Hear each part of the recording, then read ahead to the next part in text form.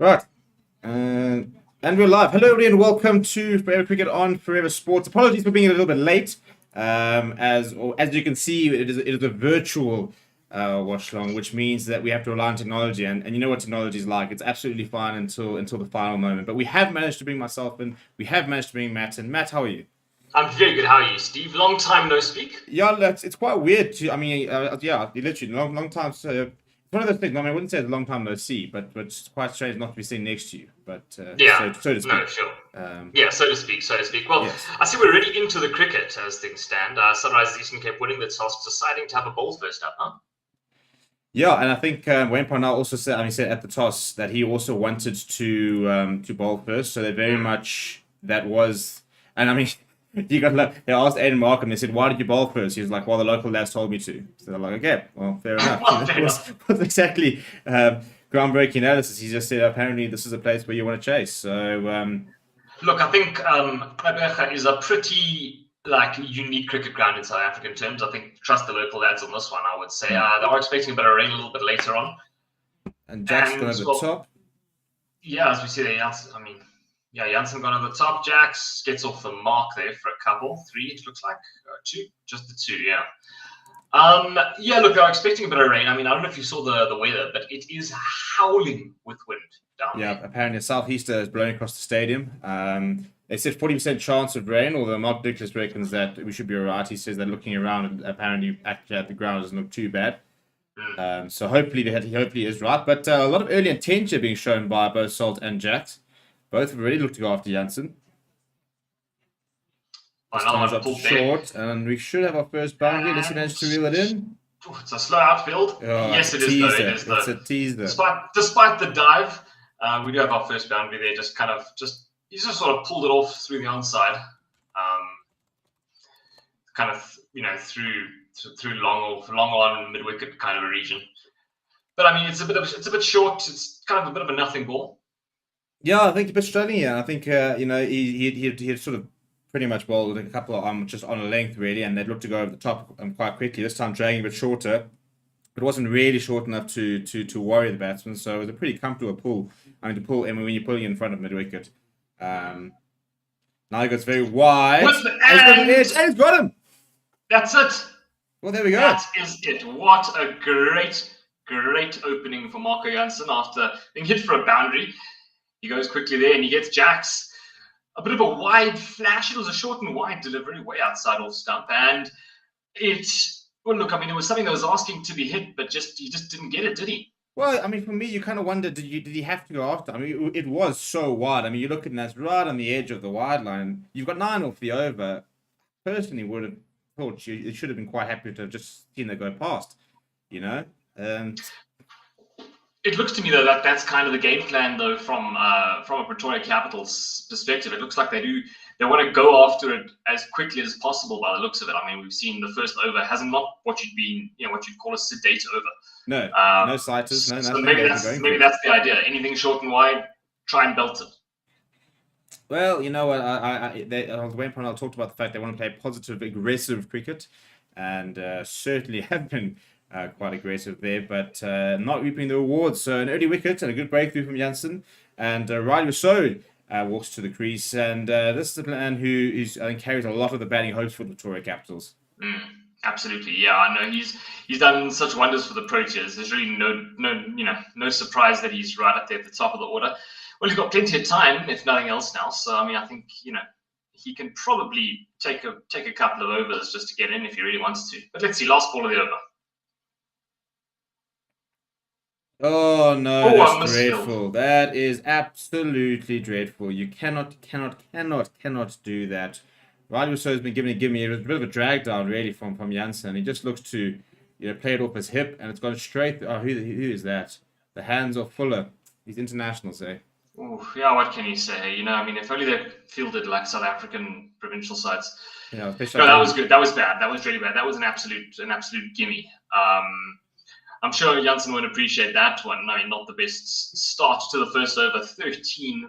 I mean, okay, fine, he got the wicket, but you don't want 13 runs off your first over. No. Although I suppose the wicket does this concept. But let's have a look at the two sides. So we look at the Pretoria Capitals who are batting first. Phil Salt, wicketkeeper batsman, very exciting player, and come through the 100. A lot of people will start seeing what he can do. Will Jackson's already in the shed. Riley was so in after them, expected to become is tennis to brain. Shane Dadswell, very exciting player. I want to speak a little about him a bit later. Jimmy Neesham coming in at 6 in theory. Sunu Mutusami, Wayne Parnell, Ethan Bosch, Adil Rashid, Anurag Nokia. What I like about the Pretoria Capital side is there are some big names in terms of your roles, in terms of a big name seamer, a big name spinner, some really good power hitters, some good top order batsmen. Yeah, it feels to me like a very balanced lineup as we see Sisanda Magala coming into bowl his spell, and, well, full length there. No issues with that one. We've got to talk about Magala. Just kind of pushed out. Just quickly before we even go to Pretoria, we've got to talk about Magala. Okay, what do you want to say? Big money signing, an excess of 5 million rand. A player who will not be picked for the Proteas because of his conditioning. Did not play a single minute of the CSA T20 challenge because of fitness standards. He then came back and played the One Day Cup, topped the leading wicket takers.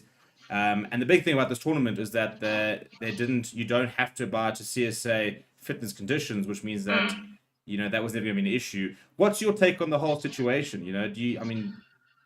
Look, I understand that, there is a sort of a vague need for some sort of a conditioning kind of benchmark. But, Sisanda Magala is a curious case in that he flies fully in the face of it, doesn't he? Sure, he doesn't make the grade, but as you say, a wicket machine in the recent CSA One Day Cup or One Day Challenge, and he's just... he's shown he can do it when he needs to, irrespective of his physical conditioning. I think, in his case, selective. Well, the thing is, he's been the best white ball bowler in the South African domestic scene for about the last 3-4 years, comfortably. And I suppose it's quite frustrating for South African fans because you sit there saying, "Well, we need you playing for the Proteas, so can you shed some weight and go play for the Proteas?" But it brings up sort of the age-old question. You could pick somebody who's fitter, leaner, to do the job, but they might not be able to do what he does. We know that they don't do what he does. There are not better players in the last couple of years domestically that have been better than him. So, how important is fitness versus getting the job done? Because he gets the job done. Well, that's the thing. If he doesn't meet your fitness standards yet he's taking the wickets, surely you need to adjust the fitness standards. Yeah, and oh, it's gone straight up and right. That's straight, and it doesn't know where that is. That is caught. A backward point and there was the gully. And it is Sisanda Magala, as you said, Steve, a man who takes the wickets on the domestic scene. This isn't really the domestic scene, but nonetheless, he did it. I don't think Riley Rousseau knew too much about that. He tried to pull that through the leg side, but it looks like he got a bit of a thick top edge, and just yep. Yeah, he just didn't get all of that at all. And straight, very comfortable catch in the end, which means Riley Rousseau departs for 4 of 3. Currently 14 for 2, the Pretoria Capitals. Yeah, listen, what do you make of that, Steve? Us Captaincy sides don't seem to be a fan of a good start. We had Joburg Super Kings off to a terrible start yesterday, and that's a dreadful start. But Magala is a man who just knows how to take wickets, and it was interesting because so many people were surprised at the fact that he went for so much. But yeah, I think if you've been if you've watched recently, not only from a bowling perspective, but can hit a ball an absolute mile, and I think that he could actually be worth every cent, and that's a lot of cents that he would actually have to be worth. But a dreadful start from Pretoria Capitals, and again, looking to go. It's almost different. It's almost polar opposite yesterday. Joburg Super Kings were almost quite tentative in the way they went about in the early stages and kind of paid the price. In this perspective, for example, quite the opposite. They looked to be quite aggressive early on. And one caught behind chasing wide delivery, and one just getting completely wrong, spooning it up to point. So, yeah, not a good start. Chance to Brain, I think, is probably the perfect type of head for this type of situation. Not known for a shorter format, but he's very much an accumulator. Yeah, absolutely. A capable batter at the end of the day. That's what you've got to say. If nothing else, he's probably not a bad choice to have in right now. I think, 14 for 2, you haven't even bowled 2 overs yet. He's an accumulator. He's got time to accumulate. So let's see. Right, we got him out into his 5th delivery of the over.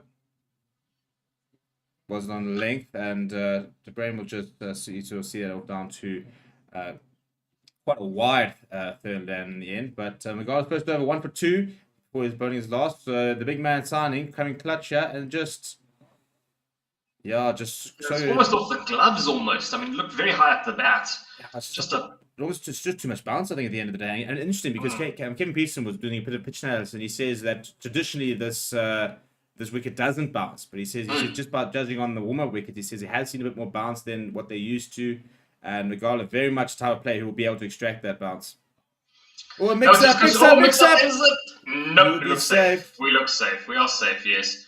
Whew. But that was... Oh, that could have been an absolute disaster. The last thing you need in these sort of situations. Yeah, is a stupid run out.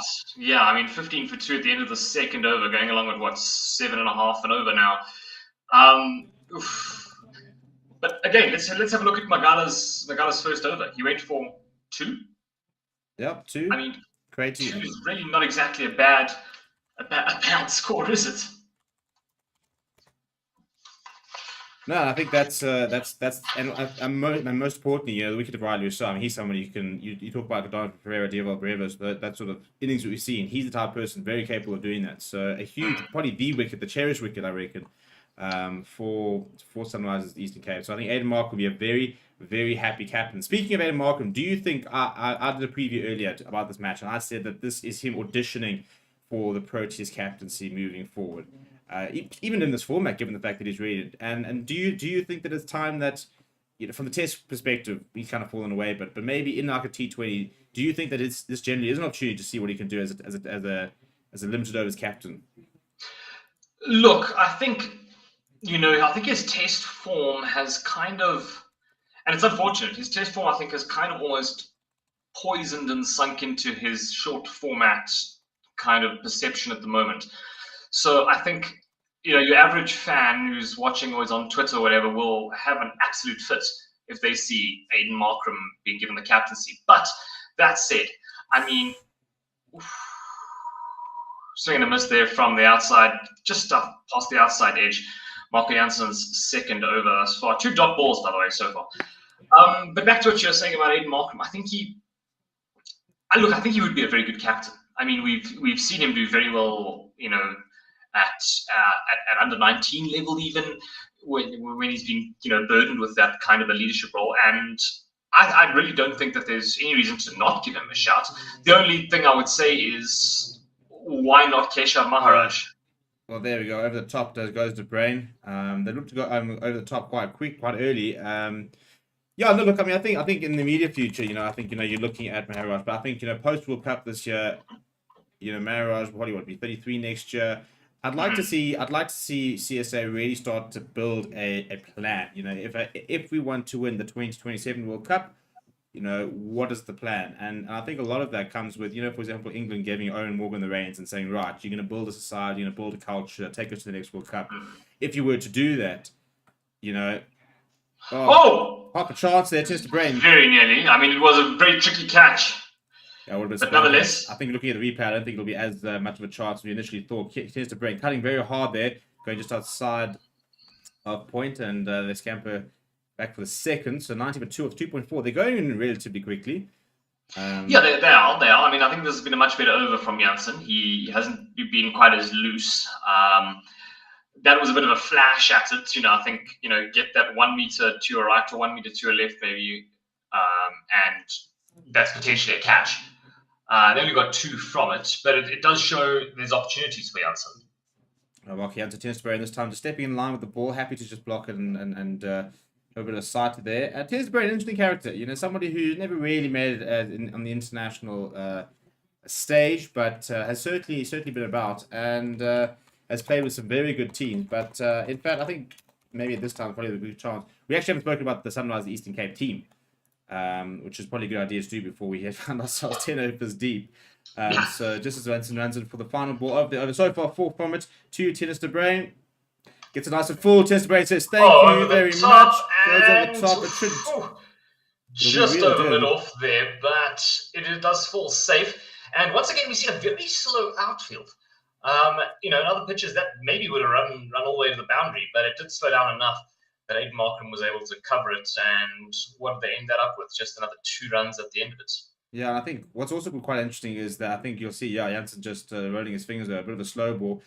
A couple of players struggling with the timing so far. We haven't seen anybody really time a shot. Even the only boundary we had, which is a pull, was a bit of a teaser, and they've gone over the top a couple of times, but yet to really find the middle of the bat. So interesting to see if that's a pitch thing, or if it's just a case of them adjusting to the sort of the pace and the conditions. But let's have a look at the Sunrise Eastern Cape side. So up front, local boy JJ Smuts.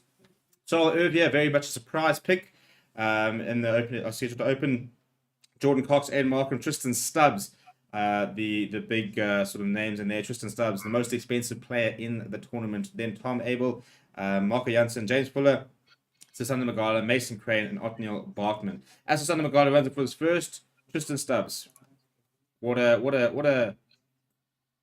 big tournament for him. I mean, the most expensive player, just a month after that incredible T20 debut he had, all of a sudden going for, I think it's like 9 million rand. Yeah, just something around there. I mean, I think it's fantastic for the young lad. I think on a personal note, it's great that he's kind of getting that financial, I won't say boost, but that big kind of financial benefit from the whole thing. There's no doubting the kid's talent. There's absolutely no doubting it. He's been one of the standouts over the top once again. Nobody timing a ball. Phil Salt has timed that brilliantly. He's hit that straight over the cover on the up. And there we go. Second boundary, yeah. Lovely. Yeah, I think Tristan Stubbs is. I think he's worth the hype, to be honest. I think I do. And Dewald Breva is very new to the game, very young. Donovan Ferreira has been around a while, but taken a while for him to sort of show his quality now. Tristan Stubbs has been one of the best domestic batsmen for the last couple of years. In the T20 competition specifically, he's been hammering it with the Warriors. So, I completely get that wrong. But I tell you, no pressure, Tristan Stubbs, but the other two big domestic signings, in Dewald Brevis and one Donovan Ferreira, are suggesting maybe, my son, you're going to need to perform with the bat tonight. Yeah, I mean, Magala now, big money signing, coming and done the business. It really has been the theme. I mean, so far we've seen very few big money signings flop in inverted commas, actually. Riley was so maybe one of them. We've had big players who haven't really come off, but the big names so far, and he's spooned that just over. Just safe. Won't run away again. The slow outfield means that Aiden Markram is there, able to just scoop it up, and they'll take the 2 at the end of it. But a bit of a risky shot there, I think. Yeah, and once again, I mean, George Trump was flicking onto the leg side actually, and just sort of ending up spooning it towards Aiden Markram standing up there at the middle, and he eventually reigns it. Yeah, again, but once again, Tins Brain struggling a little bit with timing. It seems so. I mean, look, he didn't look exactly in massive form down under either. Right, so got into his 5th delivery of the over. That's a better shot. Yeah, that's much nicer. Straight to the fielder, so it will be a dot, but this time coming straight out of the middle of the bat. Did they not? No, yeah, another dot. Yeah. Yeah, I mean, he didn't look in perfect form in Australia, did Tennis Brain? No, and I think it was quite tough to come back early for the birth of his child after what was going on there. But I mean, from an international perspective, always been sort of a test player. Never really, I think, lived up to the expectations. He had a couple of good innings, but just couldn't really convert. But does he warrant his place in this Pretoria Capital side? Well, I think if you go look at who else is out there, as Maguire comes in to finish the over. Gets it right. Well, tell you what, we had Reza eating his words. Well, I think if that's an answer, if I've ever seen one, Tennis Brain has absolutely launched that. It's gone out of the stadium. It's hit the roof. And the first maximum of the innings coming from Tennis Brain. Well, there we go. Well, there we go. Yeah, we'll shut up. No, look, it's a lovely shot. Make no mistake. And I mean, look, there's no doubting. Obviously, Tennis Brain, he's not a Protea for no reason. Clearly, he has the talent to be there. He hasn't looked in great form, and as you said, not really known for his shorter format game as much. But, well, based on that shot, maybe it's something we should be considering, huh? Yeah, well, there's the 2 other batsmen who would be vying for that position in the top. Probably Cameron Dahl put more sort of in the top in that sort of middle order. But Malcolm Murray is a player who I've got so much time for. He's a proper Eastern Cape farmer, and he just rolls those sleeves up when he comes into bat, and he can absolutely launch a ball. So I'm hoping that we might see him a bit, but Yeah, look, I mean, I think those are the two players. I mean, at the end of the day, you've got quite a few games, but I mean, I wonder how early these players are sitting there thinking that they've got to try and string together, start well, because I mean, you've seen other competitions, you lose your spot, and that other person who takes your place comes off. It can become a long and difficult road to get back, and you want to be one of the first names on the team sheet when it comes to the playoffs, and 4 out of 6 teams do get to the playoffs, so you've got a very good chance of getting there. No, you do. You do. Oh, another lovely one. Is that a boundary? Yes, it is. A very comfortable boundary. A little bit, I want to say full, a little bit on the legs there from Watchalong Bartman. His first delivery of his first spell in SA20. Not ideal and duly dispatched down the onside. Another local boy. I spoke about the other day. I've really enjoyed. Well, I sort of play more of the southwestern districts, but I've really enjoyed the fact that the Sunrisers to East Cape as a franchise as Salt over the top again. That should run. Oh, it's plugged a little bit. It'll take a while to get in. I've really enjoyed the fact that the Sunrise Eastern Cape have really decided that they're going to be an Eastern Cape franchise, that they're not just a satellite franchise in the middle of nowhere. And I saw that the entire ownership did a whole Eastern Cape tour where they actually went to various parts of the Eastern Cape to sort of see exactly what's what. And now and then going big on Tristan Stubbs, going big on Sunny Magala, and backing a lot of the local boys, which I really like actually. No, 100%. I agree fully with you. I mean, they are a bit of an anomaly. You got all your major city centers in your Durban and your Pretoria and your Johannesburg and your Cape Town or whatever. And Eastern Cape is this kind of a. It's funny you use the word as satellite, and in a sense, it is almost kind of like a satellite city. For those who maybe aren't familiar with Kabeja, but it's great that they kind of. They took them around the Eastern Cape to show them the immense passion. Well, as we say all of that, and as we rave about the Eastern Cape, we are going off, by the way, for lightning. I would assume there's no rain, but judging on the we just need a big flash on the screen. There seems to be lightning around. The issues with playing sport at this time of the year, and frustrating because it was starting to pick up. We had a couple of aggressive shots there. Phil Sock going to Marco Jansen. Having a bit of chat, they had a nice little battle there. And interesting because now, for example, I don't know how long it is officially until you start leading over, but this could be the first reduced match of the tournament, which you don't want to see. You want to see as many full-length tournament and games as possible. No, of course, absolutely. And I mean, if you look at it, we know we're looking at these visuals now on screen of these big crowds that have gathered here. Eastern Cape, like we said, I mean, or as I was busy saying, Kabeja is a city that loves sport. You can go anywhere around the Eastern Cape and sport is massive. Doesn't matter what sport. Could be cricket, could be rugby, could be football. The important word is love, not like. It's not like, they love their sport. Yeah, it's a genuine passion. So I mean, to see this weather kind of not playing ball here is of all the places, I think.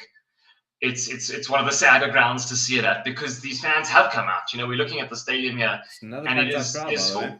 Yeah, it is full. I mean, it's bizarre. I mean, you think that, and I understand there are a lot of international players and stuff like that, but there are so many local. I mean, there's only 4 internationals in each team, so this is not extremely different from some of the. I mean, obviously the SA20 is not great because you don't get a lot of the proteas, but it's amazing how, despite being so local heavy, the crowds are really buying into this tournament and they're coming out. We are seeing big crowds at all the matches so far. I've just seen that Student Park's actually sold out for Saturday's game with the Pretoria Capitals. It's good to see that.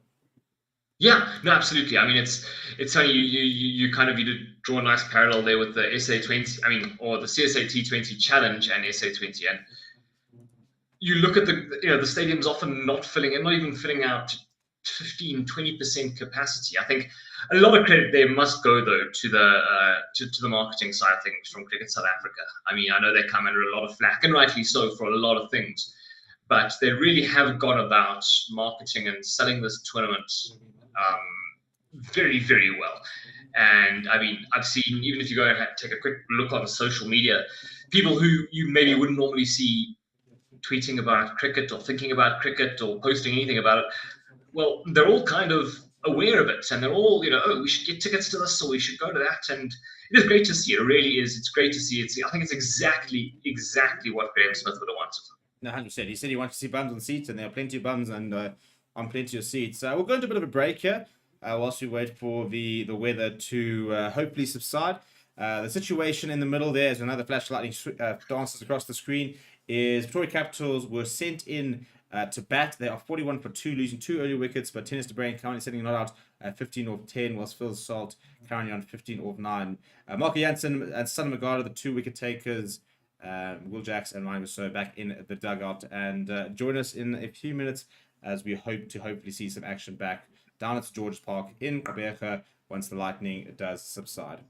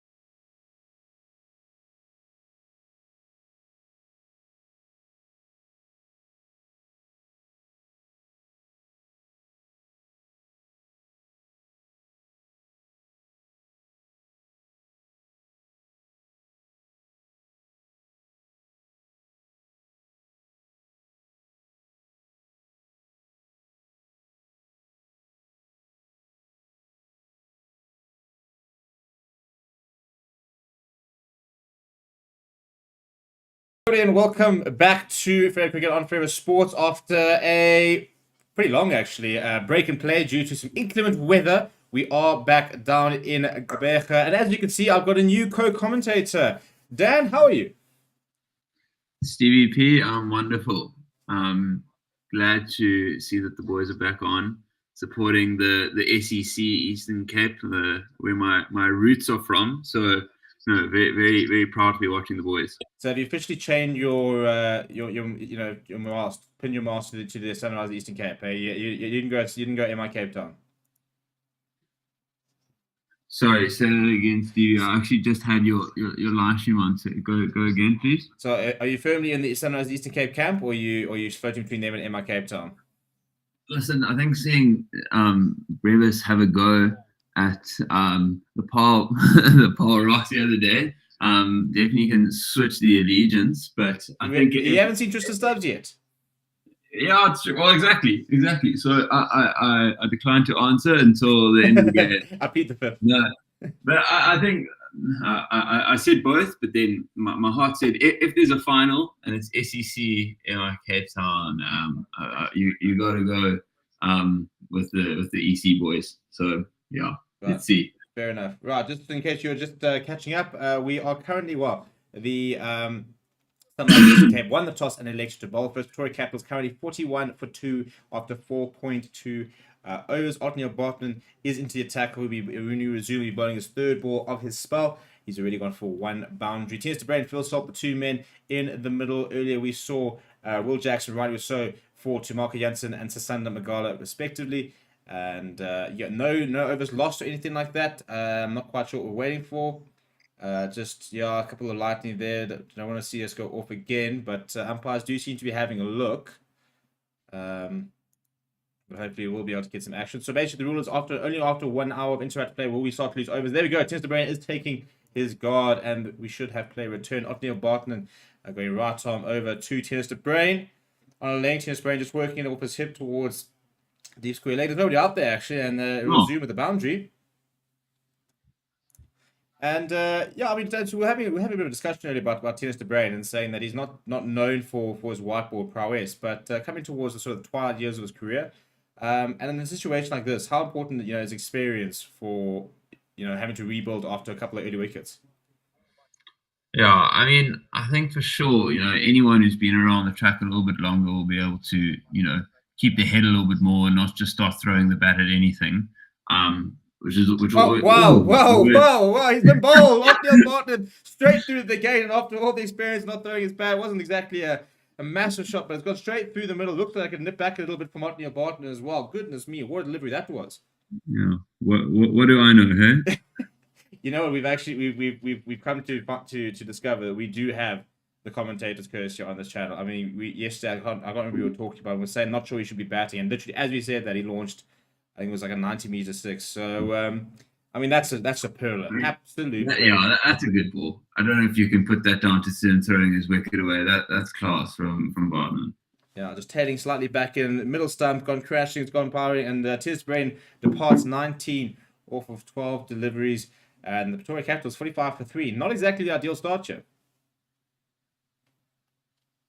No, not ideal at all, especially still being in the power play. I guess the run rate's looking fine, but it's always when you start losing more than 2 wickets in the power play, you got to generally people just start dialing it back a little bit. Can't take aim at the middle overs as well. So yeah, we'll see how it'll be interesting to see how the SEC actually target those overs straight after the power play with them having those wickets down. But yeah, let's see how the power play ends. It'll be an interesting one. Yeah, I think what's been quite interesting is that the Pretoria Capitals have gone out quite hard. We've seen a lot of intent from them from the early stage. We saw Phil Salt, Will Jacks, even so. Obviously, they're going after the both quite early. So I don't know if it's a case of they're targeting the power play itself, or if they're generally just trying to play a really aggressive brand of cricket. So yeah, interesting to see what does Cinnamon Richasami comes into the crease. Interesting a decision to send him in. I mean, there's no doubt he can bat, and a very accomplished batsman. But not someone you sort of expect to be coming in at this stage. Sure. You've got Jimmy Neesham, for example, still in the hat. You've got Shane Dadswell, who strikes at, I think it's 150 in his T20 career. Would you be sending up Watchalong at this stage? I think my thought must be that they want Daswell and Nishan to, they want them coming in at the 10 to 12 over mark, really, so they can, I think, play at that kind of 120. I mean, ideally, they wouldn't be 3 wickets down. But yeah, it'll be an interesting call. Oh, my word. If there was a run out there would have been some very interesting stuff going on in that camp. Yeah, so you reckon the sort of slow Watchalong out to kind of sort of stable things out and sort of get them to that sort of 10 to 11 over, and then let the finishers come in with. I mean, look at that. I mean, a white ball doesn't usually deviate. I mean, that's an absolute perler. And then looking at it now, deviations come straight back, rip straight through tennis to brain. What a delivery that is! Jeez. Goodbye, middle stump. Right, Barkman there finishing up as Watchalong just takes a single down to. Sort of a deep square leg up there, and 48 for 3. Our run rates I'm looking pretty good, 9.6, but wickets are a problem. But yeah, I mean, it's interesting to see as you say how they go after the power play. One more in the power play. What would your sort of play be here? Do you go and try and attack the last over the power play whilst there are still only 2 fielders out, or after that 3rd wicket, do you think they sort of scale it back and say, listen, we've actually got 48 for 3. We get to like 55, for example. That's still a decent power play, or do you think they really look to go to capitalize on one more over and then go back into their shell a bit? To be fair, I don't think they've necessarily lost their wickets by chasing the score. I think they've been just playing and got on ways, not trying to do crazy audacious shots. So to be honest, I think they'll just carry on going as they are. We'll see what comes from it. Maybe they should dial it back, but I mean, time will tell, I guess. Right, new bowler James Fuller into the attack. One of the internationals for the Sunrise Eastern Cape starts it pretty straight, and Mutasami just sort of clips it out to mid wicket and for no run there. But yeah, I think we had an interesting discussion the other day, yesterday, in fact, we're talking about when Joburg Super Kings were in the situation they were in, and how, for example, someone like Phil Salt is a very aggressive player. He likes to go at the ball. He likes to keep his high strike rate up. But maybe not a situation that doesn't necessarily demand it. Similarly, like yesterday, Donovan Ferreira was in far earlier than he would like. Again, his natural game is to go for it. As James Fuller runs it for a second. Goes low. Mutasami will be able to sneak before a single bit of a slip there. Direct hit. This could be interesting. Whoa. He does get home. Yeah, how difficult do you think, and what do you think in terms of, do you scale it back? I'm playing the situation, or is it a case of you're picked because you're good at one thing, do that one thing that you're good at? I think there's a bit of both, what you feel most comfortable with, and also, there's definitely words from, upstairs, what they've been kind of asked to do. They would have had a bit of time off now with the rain to actually have an assess. They obviously wouldn't have wanted to lose that early wicket. But I think for the most part, people playing the natural game. Listen, obviously, I don't think people are going to try go at 200 strike rate, but yeah, I think if you're playing at your natural strike rate, that's best. It's where you feel most comfortable. You've been picked for a reason. You should be able to kind of hold that. You don't have to change, but obviously, you lose 2 more wickets here, and you need to make sure you back the 20 overs. Yeah, and it's always interesting because as you said, you want to keep wickets in hand, but at the same time, and as Phil said, does throw his hands. It'll take a 1 bounce 4 down towards the 3rd man region. Actually, pretty controlled in the end. It was an edge, but quite a hefty edge. And I think as well, how important is it to not get bogged down and back yourself into a hole when you're under pressure, and to actually sometimes say, right, we're under pressure, but let's try and shift the pressure back on the Sunrise Eastern Cape. They're full of confidence. They reckon they're in this game, but you had a couple of good overs, and suddenly they're not as happy as they would be.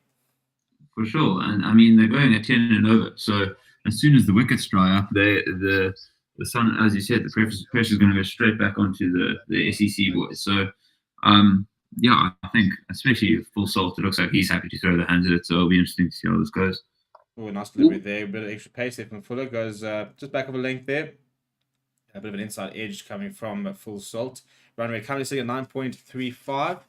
And James Fuller, the internationals for the Sunrise Eastern Cape, not necessarily, your big name internationals. You've got the likes of a Rudolph van der Merwe, for example, but Adam Rosington, Bryden Cass, Mason Crane, James Fuller, Tom Abel, Jordan Cox, good players, but not superstars, not your Josh Butlers, your Jofra Archer and stuff like that. So yeah, interesting to see as he goes over the top. Is there a fielder out there?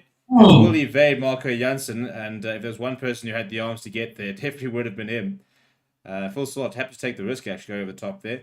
What have you made of the Sunrise Eastern Cape approach to back local and in two ways we spoke about earlier? First of all, they've obviously gone and signed a lot of South Africans in terms of where to put their money in, but also, Sander Magala and Tristan Stubbs collecting about 13 to 14 million. I think it's actually more, about 14 million rand between the two.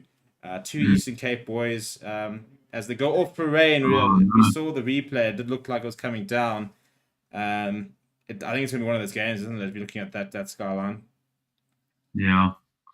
No, it's very unfortunate. I can't imagine that crowd's very happy either. No doubt the band will keep playing, but there they are. They're happy as Larry. I don't know if they're watching the cricket. Two kids are avoiding their homework. Life is good. But look, another break in play. I don't know how many minutes we officially lost in the last break. We can lose up to an hour before we can have up to an hour before we start losing overs. So still a bit of time, I reckon, within that. I'm trying to work out when we actually went off. Must have been about 6 o'clock, maybe just before then. So yeah, so I reckon we probably lost out about 35 to maybe 40 minutes. So yeah, if we're out for longer than 20 minutes, which I'm sure we inevitably will be, then we will start to lose overs. And Steve, how does this generally work in terms of, is it do they take the natural over rate, every maybe 10 minutes they're subtracting over from the total, or how does that work? Yeah, so I think it's about 15 minutes or whatever. So it's obviously because it's 2 overs, because it'll be 1 over from each innings type thing. Yes, yeah. So I think it's pretty stock standard. I don't think anything is particularly different from the usual calculations. So yeah, we wait to see exactly what will happen, but I reckon we're probably now, we can get on within the next half an hour. We're looking at maybe about 18, 17 over game. And it's interesting because ironically, you sometimes feel that batting first, if you've got a slow start, all of a sudden you come back and you've only got 4 or 5 overs left, you can find yourself coming unstuck. But maybe this aggressive approach that Sunrise Eastern Cape have gone out and gone out, Pretoria Capitals have gone out and been quite aggressive early on. They're going at 10 and over. So if Duckworth Lewis does come into it, they've set themselves a good platform, lost a few wickets. But it's a nice run rate to have in terms of if Duckworth Lewis comes into it. For sure, it's actually likely to benefit the Sunrisers more if they're fewer overs, because they have less worry with their wickets in hand. If they're only batting 15 overs, that means they have another 10 or so, or 9 to come. They can really start. Not that they've been holding back, but they can continue as they have been and not really have to go into their shell. Which is what we were chatting about, and I think 2 more wickets could have done that for them, which could have been quite been a tough place for them to come back from. Yeah, so we'll go into a break once again. Unfortunately, very frustrating that there's not a lot of action we have managed. We haven't even finished the power play. 5.5. We'll watch the last ball of the power play. 3 wickets, however, have fallen. Pretoria Capitals currently sitting at 55 for 3, and hopefully this won't be too long, and we'll be back very soon. But until then, please make sure you smash the like button. Please do subscribe to the channel. And as soon as we have some action down from Gqeberha, we will return and keep you company. But until then, we'll see you in a bit.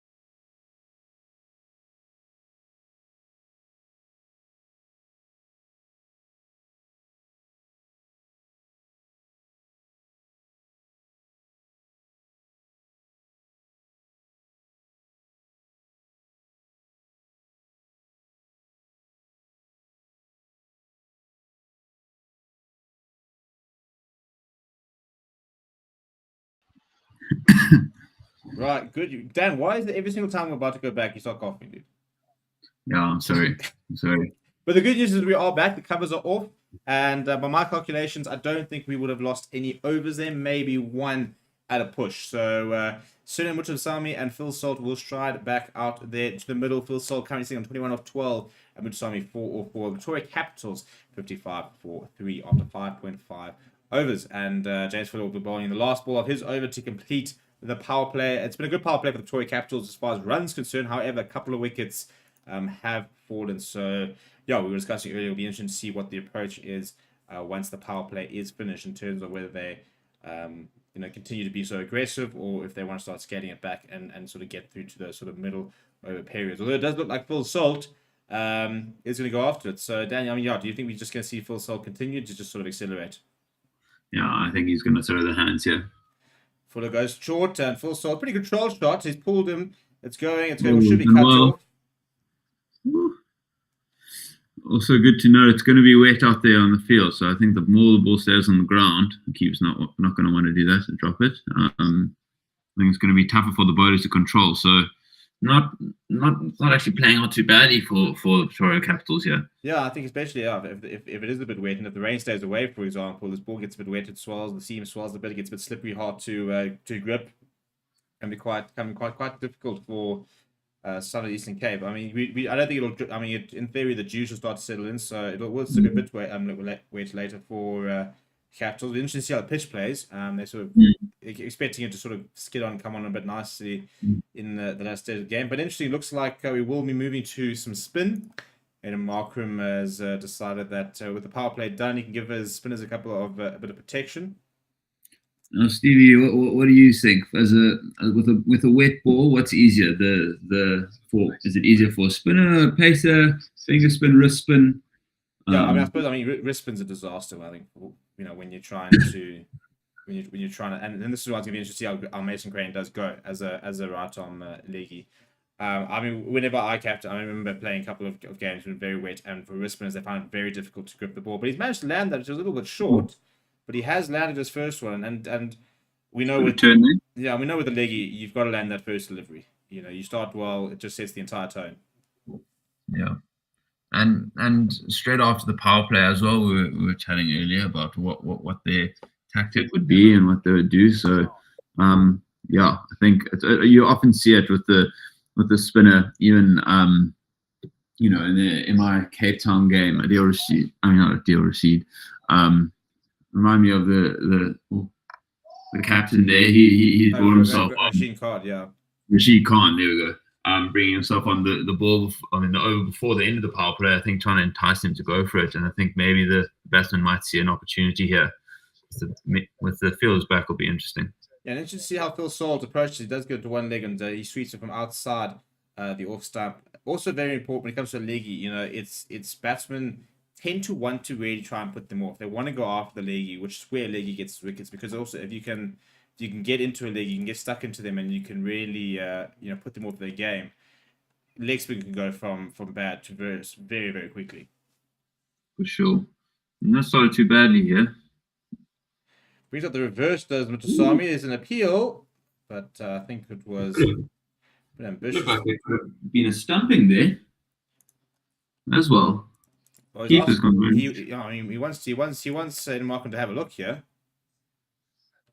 I don't think Markham is listening to Jordan Cox too much. Yeah, did he go up in the end? I think he did. Yeah, it looks like he's gone up. Yeah, he's gone up. So we will have a review, right? Well, here we go. You only get one review per innings, and Ed Markham has decided to use it. Jordan has coxed him into doing it. No, he didn't. You gotta throw it in there, dude. Yeah, I know. Bugani Jelly not hearing anything, and also maybe the band going, loud crowds, easy to miss those. Well, what I want to know is what we're appealing for here. Must be caught behind. Yeah, because he's well in this. Well done leg. No, and he's not like he didn't try to take his stumps with anything. Yeah, so. Watch this. No, I think he's missed this one quite a lot. This could be one of the worst reviews we'll see all tournament, to be honest. I mean, the history of cricket. There wasn't even a small spike.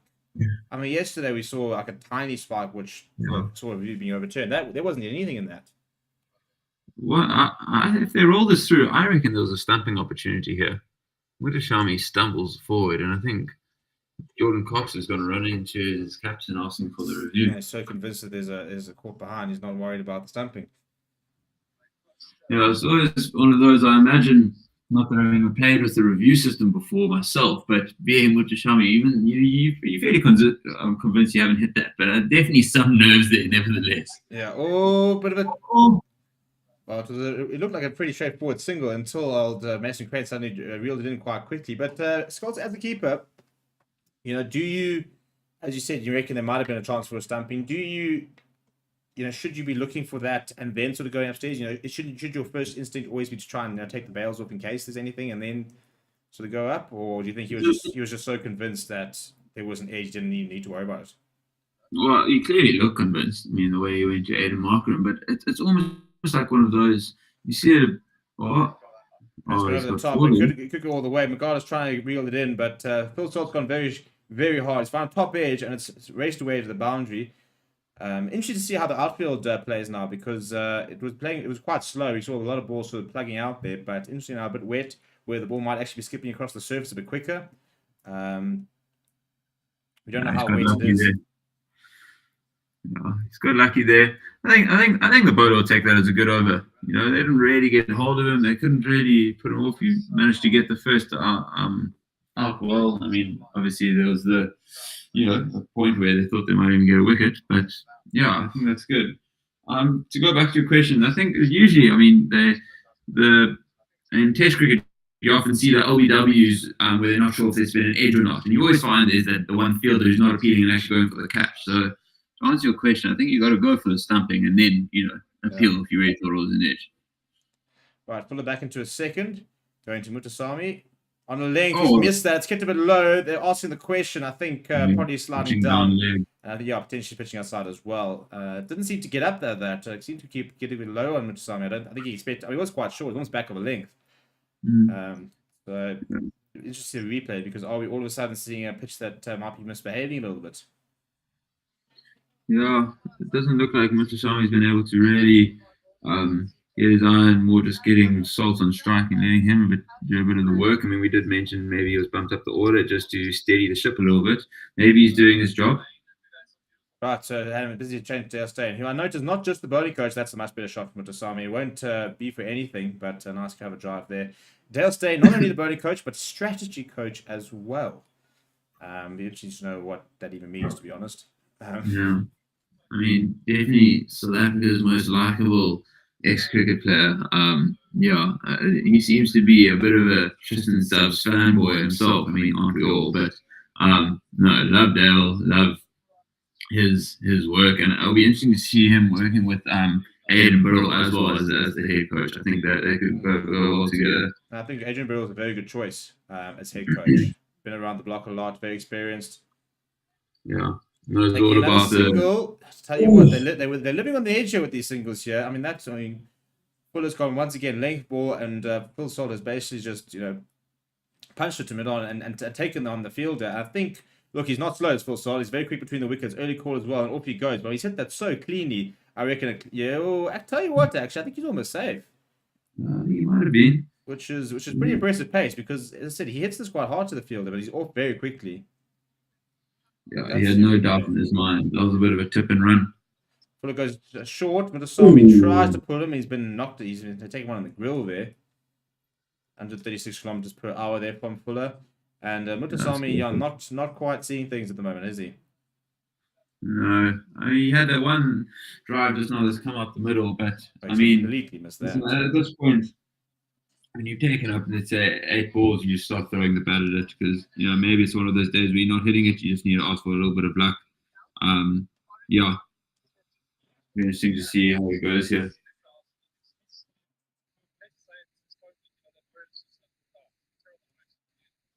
Right, so Fuller, 2 balls remaining, 66 for 3. Run rate shot a little bit, shot below 9. Phil Salt going still very nice at 29 out of 17. Mutasamy eating a couple of deliveries here, struggling to really get going. And Yeah, I said it'd be interesting. I think Mutasami was sent out to stabilize things. They are having a check on the helmet. So I mean, as the Pretoria Capitals, do you think they'd be upset with 6 off 10? I mean, it's early days, but I mean, do you think they'll be worried if he's eating up a few deliveries, or in the grand scheme of things, the fact that he's just out there and helping them get further into the innings, probably the main thing. Yeah, I mean, obviously you wouldn't mind scoring a couple more runs, but I think the intent's there. They would have known that he's not a genuine five. But the intent's there. He's having a go. For the most part, he's managed to get Sultan Strike, who seems to be getting a bit of luck thrown his way. Yeah, I think for the most part they'll be happy and not to have lost another wicket. One boundary and all of a sudden he's back in it, and pressure back on the bowlers. I think it's not a point of steadying anymore, but he'll look to kick on now. Right, so the mandatory check and his change in helmet, which I always love because I'm pretty sure the helmet that he's just replaced goes straight back into his bag and they never look at it again, and then he walks out with it the next game. You've got to be absolutely right. I'd love to know exactly what the follow-up protocol is. If they even bother looking at it, or they literally, I mean, if he gets hit in the head again, do they bring that same old helmet and say, right, here we go? Well, interesting with these guards that you often now see behind the side grills around the temple area. I actually saw a couple of the Aussies without them with this last summer. I wonder if that's something that is ever mandatory for some teams. There's been a lot of big topic of conversation recently in cricket. Yeah, but outside it's just interesting. I mean, I know that there are some teams and there are some national unions which say that you don't have a choice. You will wear them. We're not. I don't know what CSA's position was, but there's some national associations said categorically, you will have them. You will protect yourself. But Dan, I'm gonna have to leave you there. We're gonna have a change of commentary here. When you return, it will be Matt alongside Dan. The Pretoria Capital 68 for 3 after 8 overs, run rate of 8.5. Phil Schultz on 30 of 18. Mutasami, his partner there. The two wickets earlier were taken by Marco Jansen and Sander Magala. Let's take you through the next 4. It will be Matt and Dan after a short break.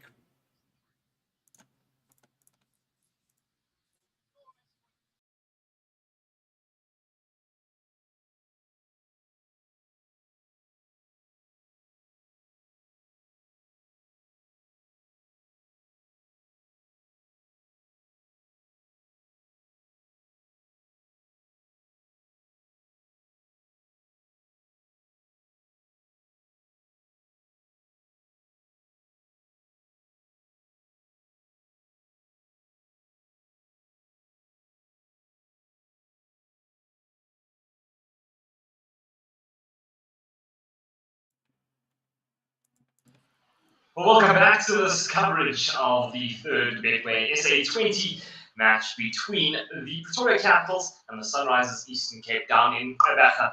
Now, as we know, things have been a little bit stop and start with a lot of the rain that's kind of caused a lot of havoc throughout. But we are back as things stand, 73 for the last of 3 after 8.2 overs. I'm joined now by the man who was here with Steve not long ago, Dan.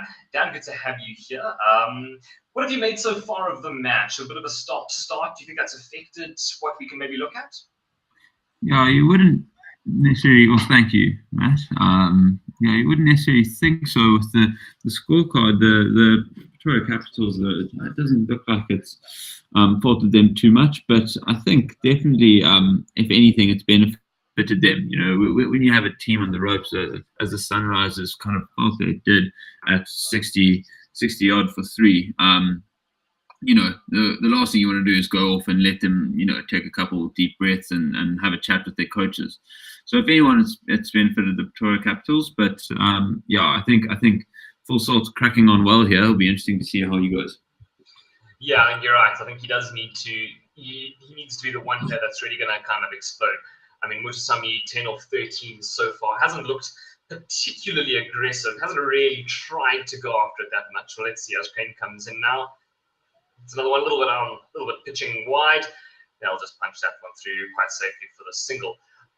They're going along at 8.72 and over. A little earlier on, we saw the projected total around 170 odd.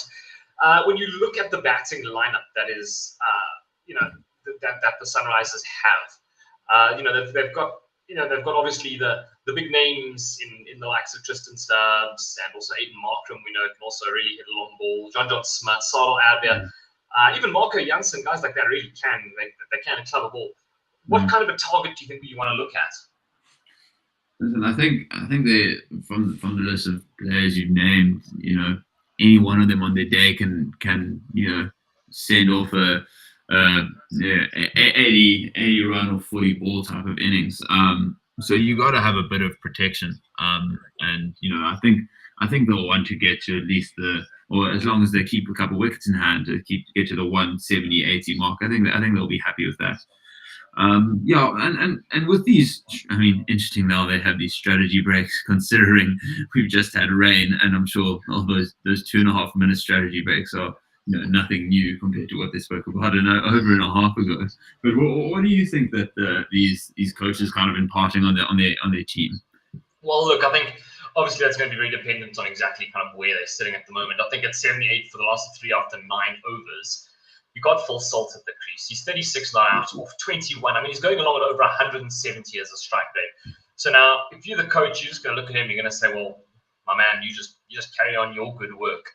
I think they're not in a position where they're feeling with their backs to the wall. I mean, 9 overs are gone. Sure, they're not even halfway through the innings, but 3 wickets down with all the breaks, it doesn't really feel like they're in trouble. So I think if I'm the coach now, I'm saying, Phil Salt, you carry on. You carry on doing exactly what you're doing. You keep going after it. Muchasami's there at the crease. As we said, he hasn't exactly kicked on just yet. He's on 11 or 14. In fact, yet to score a boundary. So, I suppose it's strange to say almost in a T20 match, he's holding up one end but I think in this case, I think that's kind of wise. You've got plenty. Sure. You've got a Jimmy Measham coming in. I don't know if he'll come in next or if they'll bring in Shane Dadswell. But either way, you've got guys that can accelerate. So I think it's a case of more of the same. If I'm a coach right now, at least that's for the Pretoria Capitals. If you look at the Sunrisers, well, they'll be looking for wickets now. I think they don't want to let these guys set a platform. Where they can really kind of extend. So for me, if I'm the Sunrisers right now, I'm sitting there, I'm going, look, maybe let's try and go with as much of an attacking, aggressive field setting we can maybe look at, and then try and get the wicket. We don't mind if we bowl a couple of loose balls or we've set in attacking fields, especially someone like Musami, because he's not scoring anyway. So you might as well do what you can, try to destabilize it, take the risk, get the innings. I mean, we've seen some good bowling. Marco Janssen's bowled 2. You see Sander Magala's bowled 2. So there's still bowling to come, as we see Aiden Markram coming on now to bowl the 10th. Would you have bowled Markram at this point? Well, I guess Markram being the captain, he's opted for himself. I think maybe actually being able to set quite an attacking field, especially with Muchasami, and also potentially for Phil Salt, maybe a somewhat part-timer. Maybe he'll feel he can go for it. Obviously, Muchasami there, go for it. He just lofted that one over. There is a man out in the deep, but it is a lovely shot. They'll take 2 for it.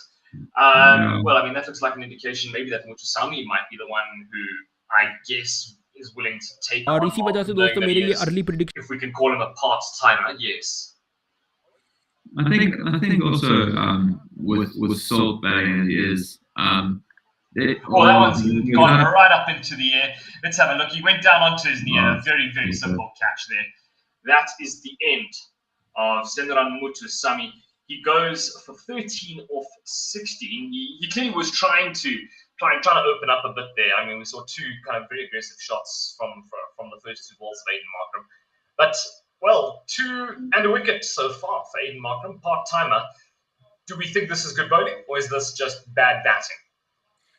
I think he's obviously he set a field for what he wants and what he thinks the lefty will go after him with, and every off spinner loves bowling to a lefty, maybe less so in white ball, but gets him playing against the spin, got a man in the deep.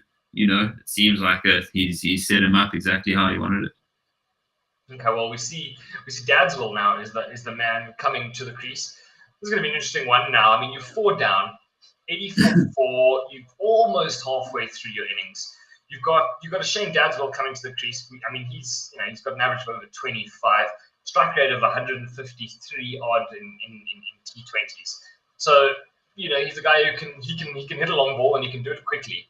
Is that what you tell him to do? Do you tell him to hit it quickly, or do you say to him, "Whoa, China, just maybe give it a bit"? Yeah, I think what Watchalong's role was, it felt like it's like, okay, you come in, Full Salt's hitting it well. He's going to continue as is, hold up a bit of an end and put him on strike where you can, get the loose ball away. And I think he was straight up again. Quick edge straight up into the air and gone. First delivery. Aidan Markram, who, by the way, is a part-time spinner, as we have it officially on the scorecard here, is on a hat trick. That's pretty disastrous. Pretty disastrous for the Pretoria Capitals, must be said. That's not one way of holding up an end. But he seems to move the feet a little bit. I mean, it's a bit of a nothing stroke, really. He found himself in a puzzle. Thought he had to play at it. Sitter for Bartman. I mean, if Markham needed to convince any of the PE crowd that he's now their local hero, he seems to be well on his way before even holding the bat. the son of Quebec suddenly. Yes. Well, speaking of, you're a man who's from this part of the world. You know St. George's very, very well. What have you made of the atmosphere so far from what you've seen tonight here at the ground? I mean, it takes me back to the 438 series, that the fullness of the stadium. Although the PE crowd do know how to turn up, maybe a little bit less on the test scene in the last couple of years, but being from the area, I know how much people look forward to seeing the schedule and when their game's around. They can't wait to get stuck in. So they'll be all over it. The band will be going nuts, and everyone's just lapping it up. Well, as we see James Neesham coming to the crease, a man who's not devoid of atmosphere himself. It'll be interesting to see what he does now. This is the hat-trick ball, Markram coming in, and that's mature play really from Neesham, isn't it? Yeah. Do you think that's allowed? Are the batting team okay? Would Neesham play a normal first ball like that, or is he responding to the hat-trick? Do you know? I think knowing Neesham is responding to the hat-trick. He's normally, I would say, look, hat-trick aside, you're a batter coming out for your first delivery. Your side's in a bit of trouble, but you do still have overs in hand. Normally, you would say, right, play that shot that Neesham played, which, by the way, was just a simple block, straightforward, nothing fancy to it. But this is Neesham, and he's a nutcase. As we see him now take the reverse sweep, and there he goes, hits that one down for 4. So that kind of sums up Jimmy Neesham as far as I'm concerned. He's tried now 2 reverse sweeps in his first 3 balls. So for me, he was just trying to prevent the hat trick there. And now we see him. He's a man who can bat. He can entertain the crowds. For sure, I think that second wicket after Watchalong really hurt them, because if you think of his role, he was there to kind of get them through to just after the 10 over mark, which he kind of almost did. And then losing that second one, it's almost as if there was no point in bringing him in early, because they're stuck with now Jimmy Neesham and Salt there in the 10th wicket. Now with John Smith coming in, very experienced in the Eastern Cape, actually a Grahamstown boy, just like myself. We'll see how he does, but he knows this turf more than anyone on this field. Yeah, it's going to be interesting to see what he does as he comes in to bowl his first delivery of the match to Full Salt. Well, Full Salt didn't really have too much respect for that one. He flat batted that, just kind of out to cover. No run taken in the end. So dot ball to open up Smuts' account for the evening. It's going to be interesting to see. I mean, Full Salt, we keep, I think, kind of forgetting that Full Salt's at the crease at the moment, because there's been so much going on at the other end. Similar balls, similar result there. Another dot ball for Smuts so far. If you Salt, does this change what you've been doing so far? I think he'll be frustrated, because you can see, I think he's only faced 23 balls. Having 10 over 60 balls, well, there's only a third of the balls, and he's the man hitting it. So he's been given partners who are meant to be putting him on strike, and he's only got so much of it. So, had those 10 overs, at least him facing, maybe 50, 60% of the balls, they could have had a bit of a better total and wickets in hand. So, maybe you can actually start pointing at these guys and seeing, like, listen, why weren't you getting the guy firing on strike. I think especially with Shami, really struggled to find the gap and just knock it down. There's nothing wrong with going at a run a ball when your partner is going at 150. Yeah, no, sure. Well, it's going to be interesting to see. We've got two and Downson power hitters here currently at the crease. We see Smuts there going for just a single off the last ball. Now, here's his fourth. And that one's just padded away for a simple single, just batted away down the leg side there for a simple single. I suppose maybe they're feeling him out. I mean, both Jimmy Neesham and Phil Salt are clearly not going to be people who are familiar with John Smuts' bowling in the Eastern Cape. So maybe let it be. Do you think, I mean, how long do you think it is before they have to start going? Currently we're at 10.4 overs. I think, I mean, who's the next? Wayne Parnell. Yes, that's theoretically. That'll Ethan Bosch, so I'd assume Wayne Parnell. Oh, my goodness me. Geez, he's hit that straight out the middle because you would have thought the fielder was going to get there, and he's kind of butchered it a little bit, but must have timed it exceptionally well there. Was that Salt? Yeah, it was. Yes, indeed, that was. Let's see. So what happens? So he kind of hits that there through the offside. Oh, no, that is just straightforward. Oh, that is just misfield. It's that simple. I mean, he had it. He was nowhere near the boundary there. He was, fine. He was sliding on the way to outfield, but he just let it go, which kind of ruins John Smuts' over because his last delivery of the over just goes for a nice simple single. So 6 off the overs for John Smuts, 7 rather. Well, no, 6 should I say? Yeah. And that boundary was that was definitely should not have been a boundary. So we go back to it. Do you ask Jimmy Neesham to not play his game? I mean, as a captain, how do you do that? You can't. I feel like you can't ask him to do something like that because that's the game he plays, right? I don't think so. I think, I mean, we spoke about experienced players knowing the game so well and being level-headed earlier. Jimmy Neesham's no exception to that. He's been around the block. He's played around. How much he's actually played in South Africa, I'm not sure, but he's been down here. He's been practicing. I think he's enough that he'll be able to get full sort of strike. But if he sees a ball he wants to hit, he's going to absolutely hit it. And I think, as he rightly should. Yeah, that's it. As we see Markham playing now his second over.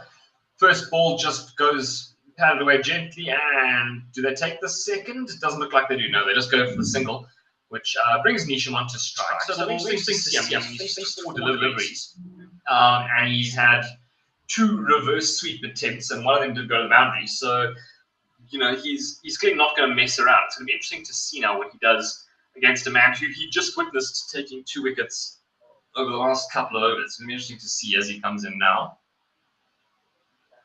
Oh. Again, a relatively block. Yeah, I mean, it's well bowled. It was well bowled.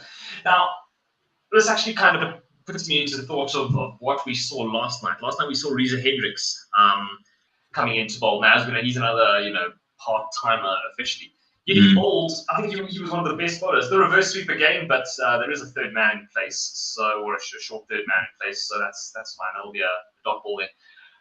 We saw Reza Hendricks bowling very well. Currently, we see Aiden Markram bowling very, very well. Do you think this is maybe a sign of the times of T20 cricket, where you now have a bunch of Oaks who are coming in as batting all-rounders, but they can actually be used and are used?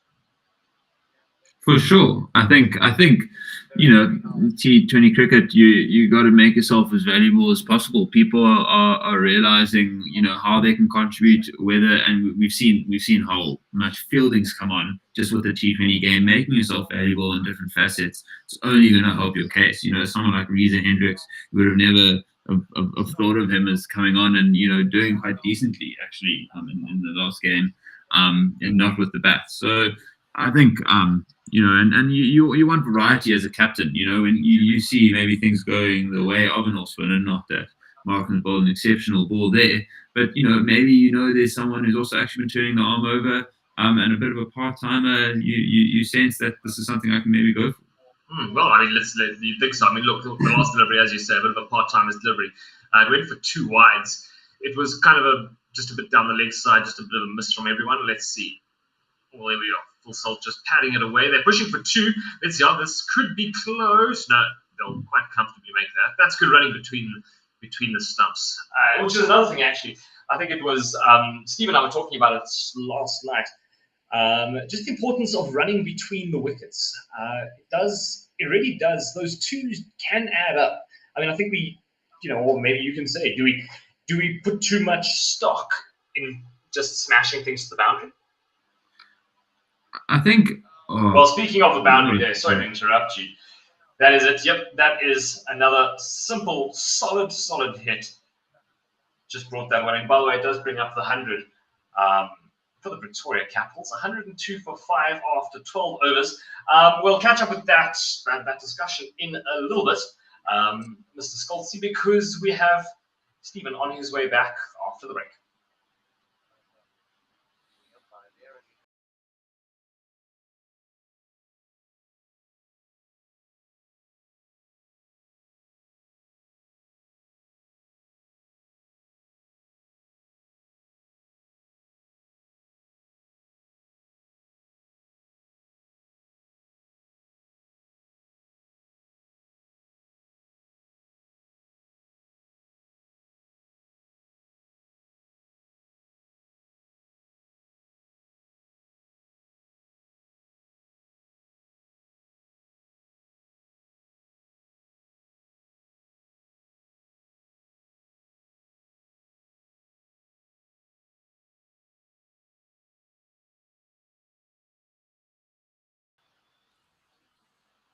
Well, welcome back. And Matt, the good news is that we've got no reduced play. For instance, the last 3 years, it was raining and off and on, and we've actually watched a bit of cricket now.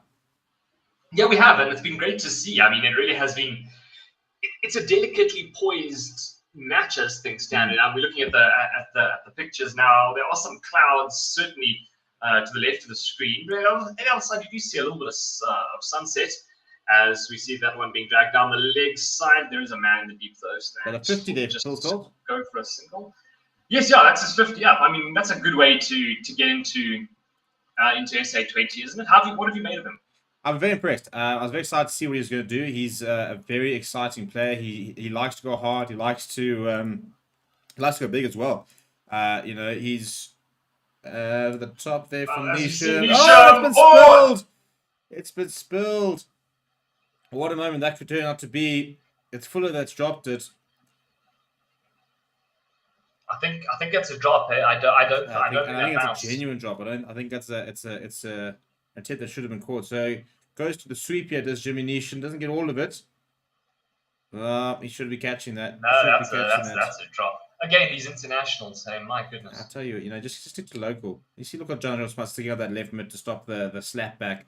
Yeah, no, I've enjoyed Phil Salt, and I think he's someone who he's played a lot of T20 cricket in his career.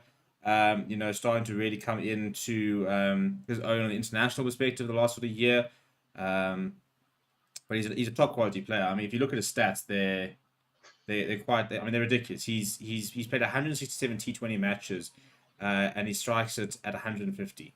He doesn't. He's one where he knows how to bat, and he's happy to bat the most ways. So I've been very impressed with him. I think he'll be a very big asset to this Pretoria Capitals side, and it's off to a good start. Is this as we see the last ball? That's straight up in the air. Jimmy Neesham dancing down the track a bit, not getting all of it. How is it falling short? No, don't come here with your lights, Tristan Stubbs. You paid 9 million rand for you, and you didn't get there. How? How did he not see that bit of a wry, cheeky smile and laugh? I mean, that's gone a mile. I mean, the keeper almost gets there. How is nobody getting there? That is... We're looking at the replay right now. Oh, Tristan Stubbs. That is dreadful. Saying he couldn't see. No. For 9 million rand, I think he could get a pair of glasses, but Jimmy No, Neesham. sorry, that's bad fielding. That's bad fielding. Into the 13th over, 108 for the last of 5. So Jimmy Neesham living dangerously, yeah? Very dangerously, taking a chance. I'll tell you what, go buy a lotto ticket, Jimmy Neesham, because he's getting away with a lot out there. But the intent is there, and the last thing is, as I said, you said it was delicately poised, and I think it's spot on, because we 108 for 5. You look to try and double your score from 12, ideally. 5 wickets in hand. You don't have too many wickets in hand, but you still got a little bit of. The point is they don't bat particularly deep here due to Pretoria Capitals. They still got Wayne Parnell captain, who for me is not really a finisher. Though is the problem. After that, into Ethan Bosch. He can hit a long ball. Adil Rashid, Anurag Nokia. Phil Sol Well, there's a carving it out. And he's flat found bounce. That is on the another gap as nice well. boundary, isn't it? Nice boundary. It's just a club, really, isn't it? Just drag that one down the leg Drag it side. down. He's happy to just sort of pull it, sort of slap it out into that vacant mid-wicket region. Massive gap out there. So you got to question the delivery. You're talking about bowling to your field. He's got a massive gap between square leg and mid-off, and then he's just banged it in short. Yeah, I mean, it wasn't even like Solft really had to step across the crease there or anything. I mean, I looked at it; he didn't even move his back foot once. So that's down to delivery. Yeah, that's a bit of length and bat running into his body there. Much better, nice follow up. But the problem is, you go for boundary of your first ball and you're under pressure. You're trying to keep it under 8 to 10 and over. You suddenly go to boundary of the first, one more boundary, and it's already expensive over. Yeah, no, absolutely. I would say I've been looking at this lineup now, and so Phil Salt's still there at the crease, as we know. Will Jacks, Riley Rousseau, Tennis de Brain, Senran Mutis, Shane Dadswell. As we see, the third ball of the over coming in, that one's just safely pushed away, just for a single. This sounds silly to say when you got someone like James Neesham and Riley Rousseau at the crease, or at least in the team, but are the Capitals a bit weak in their batting lineup? I think it's I think at the end of the day, you expect Riley Rousseau is his best player, a much bigger part than he played today. For his 4. Yeah, so I think when certain players don't come off, you're always going to be struggling. If you look at who they can bring in, for example, Cameron Delport, Markham Brown, I'm a big fan of those two. So interesting to see if they can get a chance. I think at the end of the day, they're relying on certain players to come off, and they're kind of banking on cameos. Look, Jimmy Neesham coming in as late as he is. Not that he's not particularly good so far as he gets on. I don't know what that is. That's sort of a he looked like he was diving into a swimming pool on his left. Yeah, trying to get a nice and paddle over the top and just losing his balance. But I think Shane Dadswell, I think there's players with potential. I think your sort of bet your house on players or your full sold Riley Rousseau. Jimmy Nish coming in at 7 is a pretty nice position to be at. So, but any lineup where Jimmy Nish is coming in at 7, this is a guy that I think that strikes at 161 at international level. Well, he's got all of that one. Why Jimmy Neesham. Well, there we go. He hasn't looked particularly good touch. Have we seen a catch? Doesn't look like we have. No, it looks like there's people walking in the crowd. Nothing. Bit of a drag down fuller, gets a nice short, and Jimmy Neesham's just so well balanced as he picks this up over square leg. Not the greatest delivery. He did roll his fingers over it to try with a slow ball. He's fetched that outside off, but it's so well controlled. Neesham picked that one. He really did. He reminds me a little bit of Dwayne Pretorius. That's Jimmy Neesham. Like looks-wise or playing ability? Oh, no, not at all. But as a player, I mean, he comes in as an explosive batter. He comes in down at 7, sure, as your finisher, but he can come up the order a bit higher. I mean, I've seen him play some good cricket shots, and he's also a great bowler. Yeah, I mean, just doesn't have phenomenal numbers. I think he's been a bit of a late bloomer with the bat, really. Look, I think T20, the popularity and the increasing popularity of the T20 game has probably suited his career. Yeah, 100%. I think they just saw it now. 3,000 T20 runs in his career, striking 142, 750s. He never made a T20 100. Fun fact. But yeah, at the end of the day, he's a proper finisher. He's a hitter. He looks. He likes to go quite quickly. He strikes at 142 in the domestic scene. He strikes at 159 actually in T20 internationals, where he really sort of has that license. But I think that's the biggest thing. You've got to give Jimmy Neesham license and say go out there and have a dip. So does he have license now? I mean, 14 overs, 155. Does he have license? No, I think full salts at the other end. Yeah, I think they both got license. To be fair, I think you can try to take it a bit deeper, but we're now sitting 6 overs from the get go. You're sitting on 120. You're pretty well poised to you should be looking at the 180 mark, I'd imagine. 200 could be on you if they bat well. But yeah, I think they both got a license. I think Wayne Parnell, he backs himself as a batsman, so he'll be thinking that they're on to the tail after this. Is he a batter? I don't think he's a T20 batsman. I think he's very capable in the longer format. I think he knows how to hold a bat. I just don't think he's got that power hitting ability. Sorry, Wayne Parnell. We've got to stop calling Wayne Parnell a bowling all-rounder. Wayne Parnell is a bowler. He's a bowler who might, in the same way that Kagiso Rabada might chip in with a few. Yeah, look, I mean, That's honestly how I see him. Yeah, he's I mean, he's got 5 T20 50s to his name. He's got some runs, but just he's not consistent enough. Really, for me, he's one of he falls into the category of a bowler that can bat, as opposed to go into that. It's a bit like a Rabada's a bowler who can bat. You know, I think that he's that's what I say. I mean, he reminds me a bit like a KG. I don't put him in the same class as like a Kesh. Kesh is a bowling almost bowling all rounder. Yeah, no, I think in my mind, if you're not calling Kesh an all-rounder, you'd have no right calling Wayne Parnell an all-rounder. Yeah, especially in this, I think in this format. You know, I think in the longer format, you know, he's you know, he's got first class centuries to his name. You know, does Wayne Parnell, averages about 30 odd in first class cricket. So yeah, in the longer format, you know, I think you could there's an argument to be had, but an average of 23 in list day, average of 19 in T20. No, it's stat padding. Sorry, he's got padded stats in my mind. He's not a 30 in average batter. He's just not. No, he's just not. I don't know. I mean, he'll be fine as the captain. Obviously, he's an experienced campaigner. But for me, Wayne Parnell's a bowler who, if he gets 20, you're like, well, shot, my man. I mean, ask yourself this: if you're the Pretoria Capitals and Wayne Parnell goes and scores 20 runs, are you going to say that his contribution was subpar?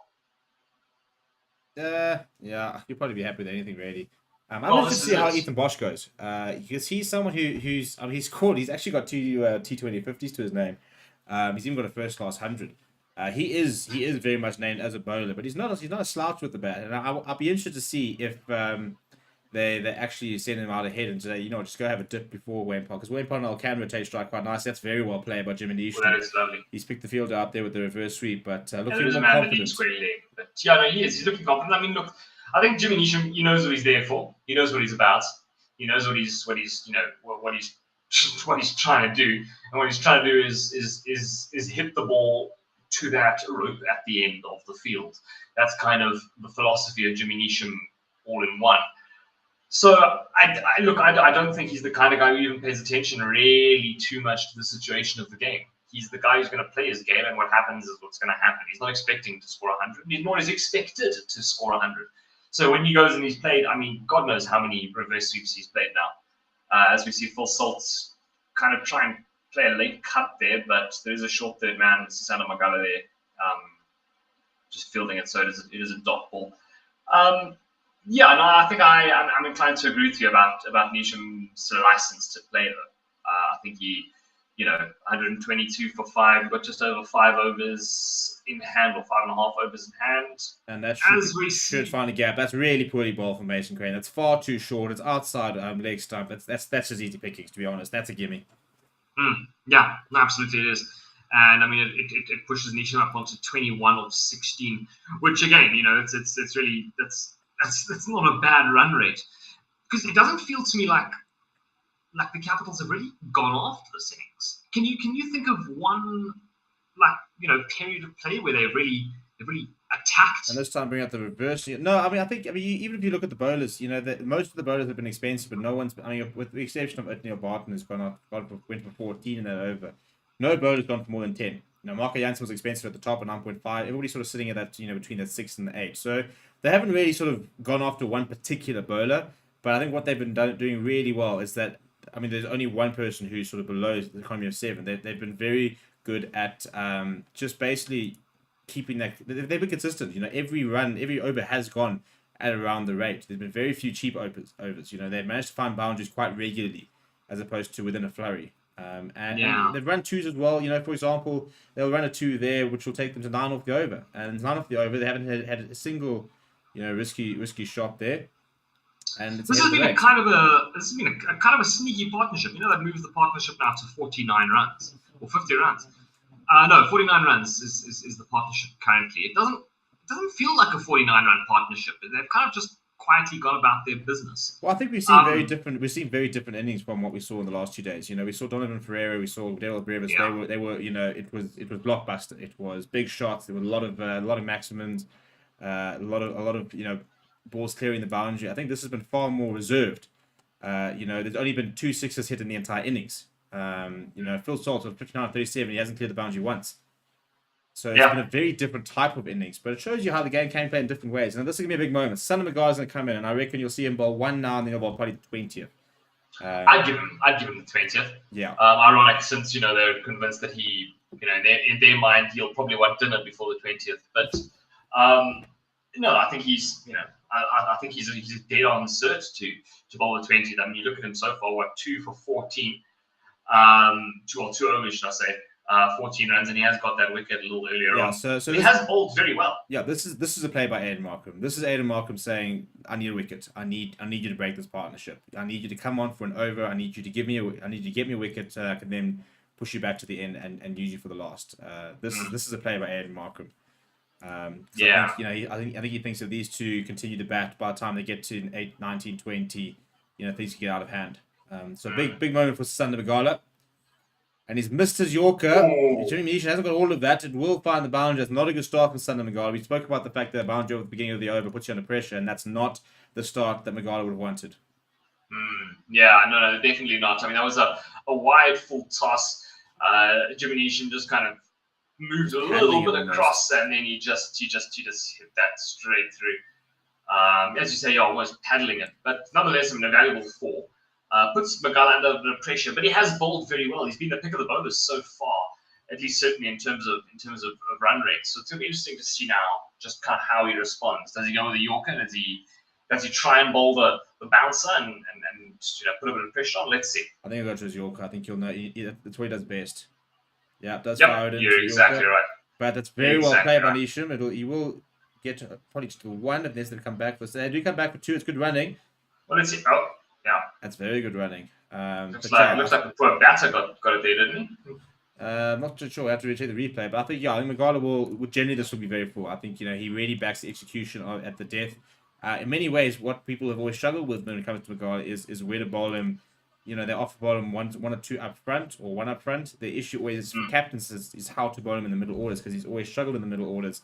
But he's no doubt that he's our best death bowler. And when I say he's the best death bowler, you can probably include the Proteas players in that. He's probably the best death bowler in the country. As he runs in for his 3rd delivery, that one pace off and out to the field in the deep. But yeah, it's usually this period where he struggles, where in the middle overs, where you're not necessarily going to that death mentality or everything full and stuff. So should he be playing for the Proteas? In the T20 side, I think it's difficult to justify why he isn't. Why you don't think that Rabada and Nokia, Ngiti... if we're willing to have a very awkward conversation, Rabada has not played particularly well in T20s for the Proteas for a while now as well. Look, it's fighting talk, but it's fair talk. And whether it's a workload issue, it wouldn't... I don't think you'd... As tries to bring in the slow ball balance, I don't think you'd lose a lot if you were to play Magala instead of Rabada. I don't think it would be a massive change in quality given Rabada's current form and the way that Magala's bowling. He has been our best white ball bowler in the country domestically for a while now. Okay, then who do you bowl with him? I feel like we're not going to bowl a Lungi Ngidi with him. I feel like they're maybe a bit too similar. No, I think you can bowl Lungi. I think Lungi's got such a good slow ball. It doesn't always bring out that Yorker. He's more of a sort of traditional bowler. I think you can. Then Nokia with out and out pace. It's a very well bowled Yorker. Nice wide Yorker there. That's what he does so well, and that's why, as I say, I think if Magala walked out and he had to defend 10 in a World Cup situation. From mentally, I'm not sure if you might be able to cope with that pressure, but from a skills perspective, he's got every single delivery he needs to be able to defend that kind of situation. Yeah, I mean, and look at it, he has responded very well. I mean, we discussed this boundary in the beginning. What's gone for 2-1-1 dot as he comes in for his last ball now of this. He missed his Yorker. Apart from that's been good, and once again, he fires it in full. It'll go out to the field there. He's bowled to his field. He's kept it very full. He's kept it very accurate. It's actually very well bowled over, apart from the one delivery, which went for 4. It's pretty well executed. But once again, no fireworks, and Capital is taking 9 off that over. So with 4 overs to go, sitting at 138 run rate, and now they can really go. Now they're into a period where you're going to open, you're going to start opening legs. And for the last 4 overs, Matt, we're going to let you go. Goodbye. We will see you very shortly. I'm sure there's a beer to grab. So there is always. We're going to bring in Dan, who's had plenty of time to grab his beers, and then we'll return for the final 4 overs and see how Pretoria Capitals, what Pretoria Capitals can get to.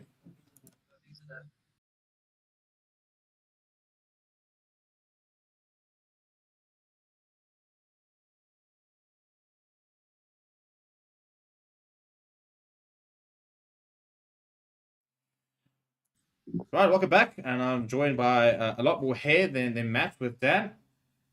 And Dan, right, we're into the last 4 overs. Current run rate gets them to 172, 10 over to 178, 12 over to 186, 14 over to 194. What should the target be here?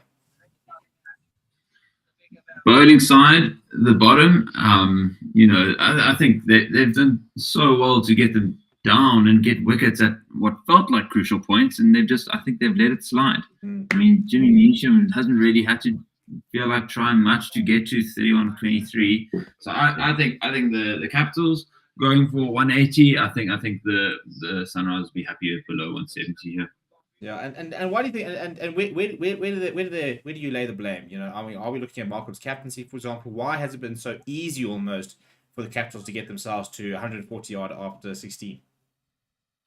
I mean, you mentioned they haven't really been sixes, so it hasn't felt like they've had to chase. Maybe there's a partially to play with the wetness. The people haven't really been at their marks. We saw Magala miss a Yorker. Perhaps you can put it on the rain, but then again, it's there for everyone. So I think maybe gone. It'll be a 1 bounce 4. We thought we might have our third maximum of the innings. Sorry to cut you off there, Dan. No, don't stress. I think Full Salt's done brilliantly, and what's been actually maybe the difference is they've actually allowed Jimmy Neesham just to play his shots as well as put Full Salt on strike when he needs to be, and Full Salt's hitting it like it's a beach ball at the moment. So he's looking good. And how important and how massive is it for the Pretoria Capitals in terms of the responsibility that Full Salt has batted from the beginning, and he's still standing there at 16.2 overs? Massive. I think also just first game of the tournament, it's exactly what you want to see from your opener. Yeah, as that one does beat the edge. Marco Jansen, a bit of a clear there. He's not someone that enjoys being hit for a boundary. He's got a very good deadstead as Marco Jansen. He's into his 3rd over. He has one more after this. We should see if he does bowl it. After this, we'll have 3 overs. You know that Santa Magala will bowl one of them. For me, probably the 20th. Be interesting to see what Ed Markham's death options are. Whether he wants to back, Marco Jansen. Othniel Barton's only bowled 1 over. As Jansen comes in. Oh, and Full Salt. I don't think he's all of that. No, 1 bounce. Yeah, 1 bounce. He's fished all outside. Almost a bit of miscommunication with the run out.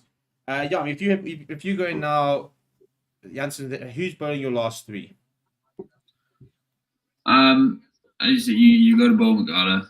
His experience speaks for itself. I think you give Jansen another one and then probably Bartman, to be honest. I don't think you really want to bring one of the spinners back in at this stage. Yeah, you do have James Fuller, who's got 1 more over. That is true, and he bowled decently. Bartman did take that great wicket, but he did go for 14, so maybe he's going to leave him off for the rest of it. Yeah, and then and it must be frustrating. We talked about, I think it was Matthew Brzeski who didn't get to bat yesterday. Picked as an outfield batsman, didn't bat at all. How frustrating would it be Othniel Bartman to be picked as a bowler and to only bowl 1 over? That's how the cookie ended up crumbling.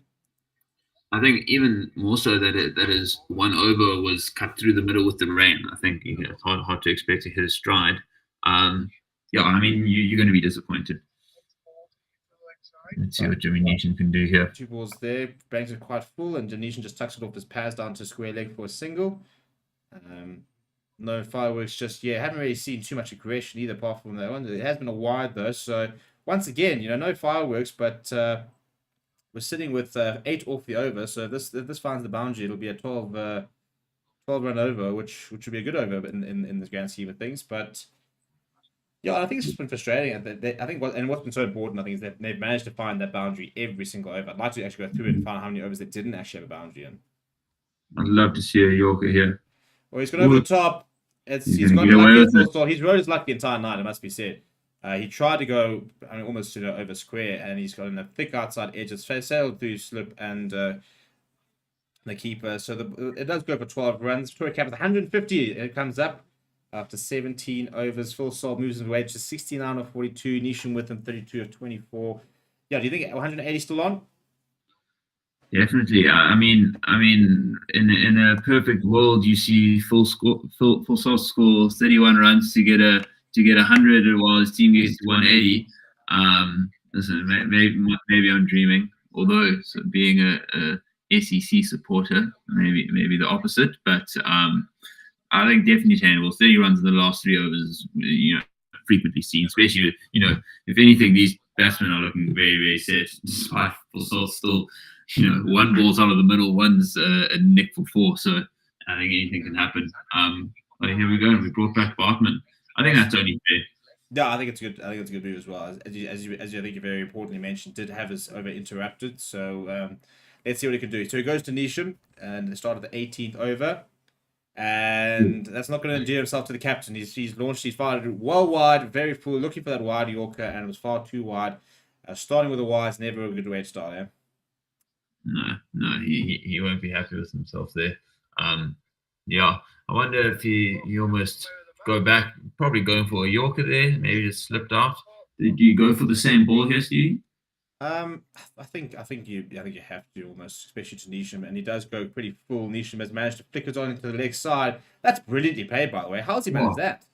That's a Yorker on off stump, and he's just flicked it off. Maybe a little bit shorter than he might have liked, but I think Nisham's done more good work than Bartman has done bad there. Yeah, I mean that's brilliantly almost flicked. As you said, it was fired towards that leg stump, not quite Yorker length. Yeah, but he stepped right across. In fact, it's actually it's actually outside off. He's going to fetch it off and just flicked it onto the leg side. Yeah, definitely using the pace of the ball to his advantage there. Experienced players know what to do. Once again, fires in that Yorker, that's much better. It's slightly straighter, a little bit fuller as well, and Nisham actually doesn't doing well to get a single off there, but pressure on Barton. He's gone for 5 in his first 2 deliveries, 156. Partnership has been a very important one, I think, and safe to say that this is where the class of Nisham, the class of Philstar, experienced international players come into its own. What do you make of these T20 bowlers who tend to be quite expensive but always have a knack for getting a wicket? Do you pick up Bartman here if he gets you 3 wickets a game but goes for 35, 40? You picking him? Yeah, it's interesting because I think Dwayne Pretoria has often had that knack, and Dila Petlakwayo is a player that's that go down the ground there has always also seemed to have that knack of taking an important wicket as well, not just wicket, but getting important wickets. But I think there has to be a balance. For me, it's all very well saying, cool, they're taking important wickets, but if they're going for 12, 13 runs and over, how important is the wicket they're taking? The damage has kind of been done already. And on the inverse, I think that it's plain and simple. You're always going to pick the guy that's got a low economy, regardless of if they take wickets, just because of the pressure that brings to the rest of the bowlers and allows them to take those wickets. That's a really good Yorker though from Bartman. He's fired that, and Jimmy Nish not managed to get away. This is a nice comeback here from Bartman. He's had some practice trying that Yorker. He's getting it off now. Yeah, so it's 7 off the over so far. 2 deliveries to remain, and I think anything under 10 would be put down as a good over. So first dot of the over, Jimmy Nish on strike. He wants to try and find the boundary here. Aiden Markham must be, as a captain, must be quite a difficult situation for you. You're kind of like one foot still in the field, must be 1 foot still in the change, and not thinking about the batting he still has to do. Do you think what number do you think he's coming in at? Oh, he's caught! He's got! Whoa! He's pulled it out, and it's Aiden Markham. We were just talking about him as well. He missed his length actually. He tried to go for that wide Yorker. It ended up being a full toss, and Jimmy Nishan has picked out Aiden Markham. When we talked about a player who gets quite expensive and takes wicket, I think that Aiden Markham will be very, very happy with the result of this over. Even happier with his selection to bring on Bartman. Now he can call it at his own. Yeah, there we go. Yeah, he's missed. Just missed the marker there. Nisham's just reaching. I think fair play, Nisham. Even though maybe he wasn't there to be hit in that direction, throw at it. You got 2 overs left. It's not like there's no batsman on the other side. Full salt will happily face the last 2 overs or majority of the balls if you can. Last ball or second last ball of the over. But yeah, be interesting to see what Parnell does here. You spoke about Ethan Bosch being a bit of a big hitter and Parnell maybe lesser. Do you think he's surprised that Bosch hasn't come out? I'm not surprised. I think that he really does back himself as with his batting. And look, I suppose if as a captain, if you're in the side and they consider you an all-rounder and they're backing you and stuff like that, you got to kind of lead them from the front, and you got to sit there and say, right, I actually back myself to be able to go out and find a couple of boundaries to get us over the line. So I like the confidence. You know, I wouldn't be surprised if we do see Ethan Bosch come out, and it'll be interesting to see if he gets a couple of deliveries. But I think, to be honest, the Parnell's job here is to get full salt and strike.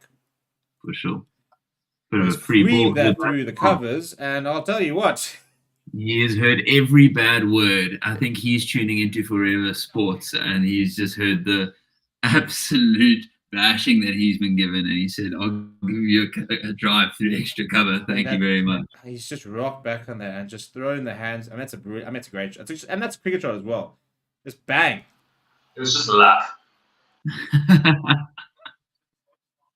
Well, there we go. So Parnell, and what was a good over for Bartman, became a little bit expensive in the end. 11 runs from it, 2 overs remaining, 161 for 6. Again, I still think that 180, 184 has got to be on for the Pretoria Capitals, but for that to happen, Phil Salt's going to have to take a lot of deliveries here.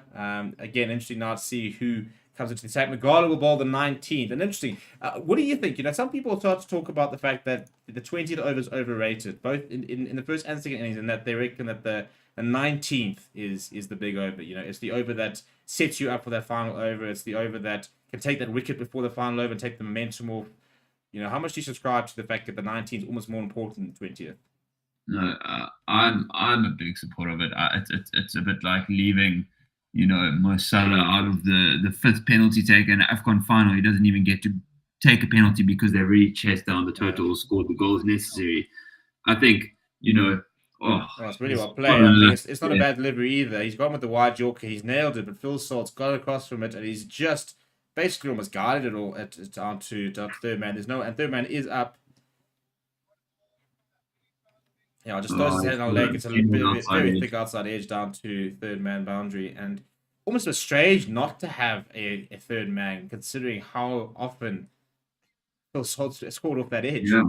Maybe a double bluff of sorts, but we haven't really seen Salt go for any of the scoops. And I don't know if we've seen any of this whole innings, which might be a new record for T20 cricket, considering how the variety of stump and just pulled him there, and yeah, it's got straight to the legs of John Smuts. Not a good moment for him, and the second time we've actually seen some poor fielding result in some runs, and how important that is for me. Especially you mentioned it earlier that T20 cricket has revolutionized fielding.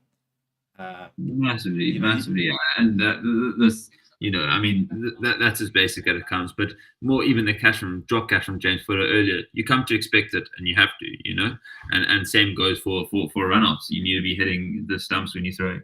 And we got into his third delivery, slightly further back than Walker, pretty much a length ball, and Parnell just sort of carving it out to middle there. So it will put Phil Salt back on strike. They actually managed to get 2 on the last one, so that was Salt putting Parnell on strike. Oh, you're right, actually. So they ran a second there to John Smuts, so not a good moment there at all. So far, 7 runs in the first 3 deliveries. Captain back on strike. Oh, he's sitting strike with a 400 strike rate, 4-1. Let's see if he can add to that boundary count. What is this, a free ball or a single? Well, he's just carved one through the extra, as you said, through extra cover for 4. He's I reckon he's backing himself here. 400 strike rate. Gotta go strike, and that's not a great cricket shot, but it's gonna work. It's gonna work. I'll tell you what. How dare you? I tell you, Wayne Parnell. I mean, he's given himself room, and he's basically just slapped it with an open. I mean, it wasn't. You won't see that in too many cricket manuals. It's difficult to say from the Megala perspective. I think that last one was just every village cricketer will be telling you how much of a hack that was. But I don't think it's been. I don't know. I think, listen, he's definitely not timed it like a Riley Rousseau. I mean, if you're getting bat on ball and a slow bouncer, you're coming in at 8. Like, you got to be happy with that. Yeah, well, Phil Salt, you spoke about the fact that he hadn't seen any scoops or anything like that. Well, there it is. There it was, just to throw it in there. Yeah. Phil Salt's trying to go down and pick it up. The over's gone for 12. So interesting. He didn't want to put himself on strike there. Single would have, I think, been great to set him up. I mean, his partner striking at 300. So Parnell said, "Listen, I've got the strike." Yeah. No, Parnell to be the new Shami, who's going to come in as the savior that they need when they lose early wickets. Right, so last over, Phil Salt 77 of 47. nice contribution there from Leisham over there. A bit of a cameo from De Bruyne. Not too much else to speak of from the Pretoria Capitals. Yeah, I think 185 probably where they should be getting to. Yeah, anywhere in the below 185, 183, I think the Sunrise will be happy with. 185 upwards will be, I think, the Pretoria Capitals. That's massive. Wayne Parnell, well, I think Matt Young has just retired from his commentary because Wayne Parnell has absolutely dispatched Bartman. He's fired in full. If the other one wasn't out of the middle, that definitely was. That is a brilliant. I mean, he's just waited for. He's well back in his crease, and he's just opened his leg, and swung his arms through. It's gone 90 meters. What a start for the over from Wayne Parnell. Captain Fantastic moves to 15 or 4, and this is turning out. And now he reaves up through. I don't think it will be a wide. I think it's a good delivery. He does acknowledge it. Does Wayne Parnell? Look at him clapping. Like me, the Wayne Parnell. Yeah, you deceive me. I love it. Oh, you gotta love it. I mean, interesting that they brought on Bartman and not Janssen as well. I'm sure he had another over, or Fuller too, for that matter. I mean, Bartman has been expensive. He fires that wide Yorker. He's beaten him once again. This is a good comeback here from Bartman. Yeah, this is the Wayne Parnell we come to know and love. But I mean, 15 or 6. I think full soul to be itching now. 19th over, all he wants to be doing is getting on strike.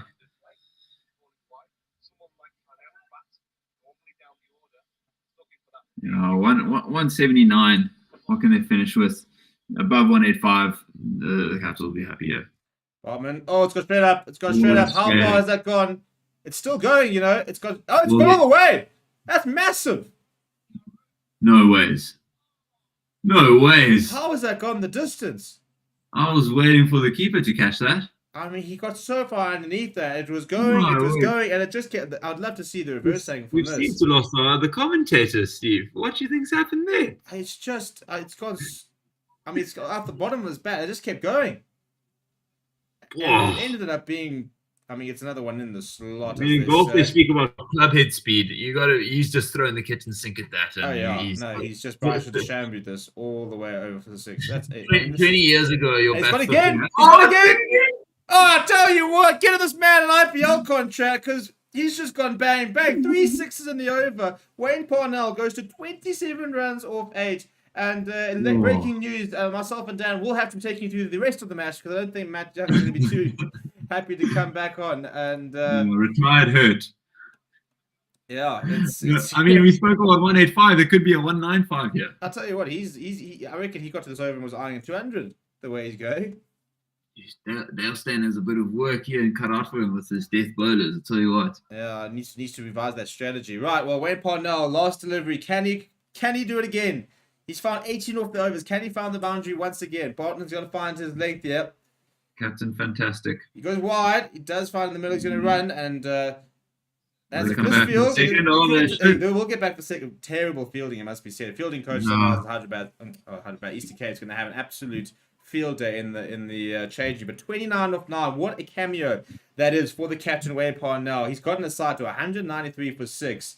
And I reckon the only way you can describe that is advantage Pretoria Capitals. Yeah, I think psychologically for the Capitals, they'll be so chuffed with that. To think that they're, 50 for 3, and they've managed to get to 193, that's massive. We said it didn't feel like they really had an aggression, but they managed to actually keep on to their wickets. And, I mean, what a cameo from Parnell. That's a big score, I think. We'll take a lot to chase that. They have a lot of batsmen, though. Isn't it? There's a lot of cricket still to be played, but you always feel that how you finish is so important. So taking that momentum into the next one, they really feel they could have kept them 21 runs less than that with like half decent bowling and taking their chances in the field. Yeah, 100%. So final score, the 193 for 6. Troy Captain will be very happy with that after a pretty disastrous start. Phil Salt top scoring 77 or 47, seeing the entire innings through. Phenomenal cameo coming from Wayne Parnell at the end, and very interesting chase to come. And when we return, we will have Dan and Matt with you, and Matt will have to account for the Parnell slander of earlier. And until then, please do smash like video, please do subscribe. Let us know in the comments, did you back Parnell to do that, or are you as surprised as I'm sure a lot of people are sitting at home watching that onslaught? And we'll see you guys all very soon.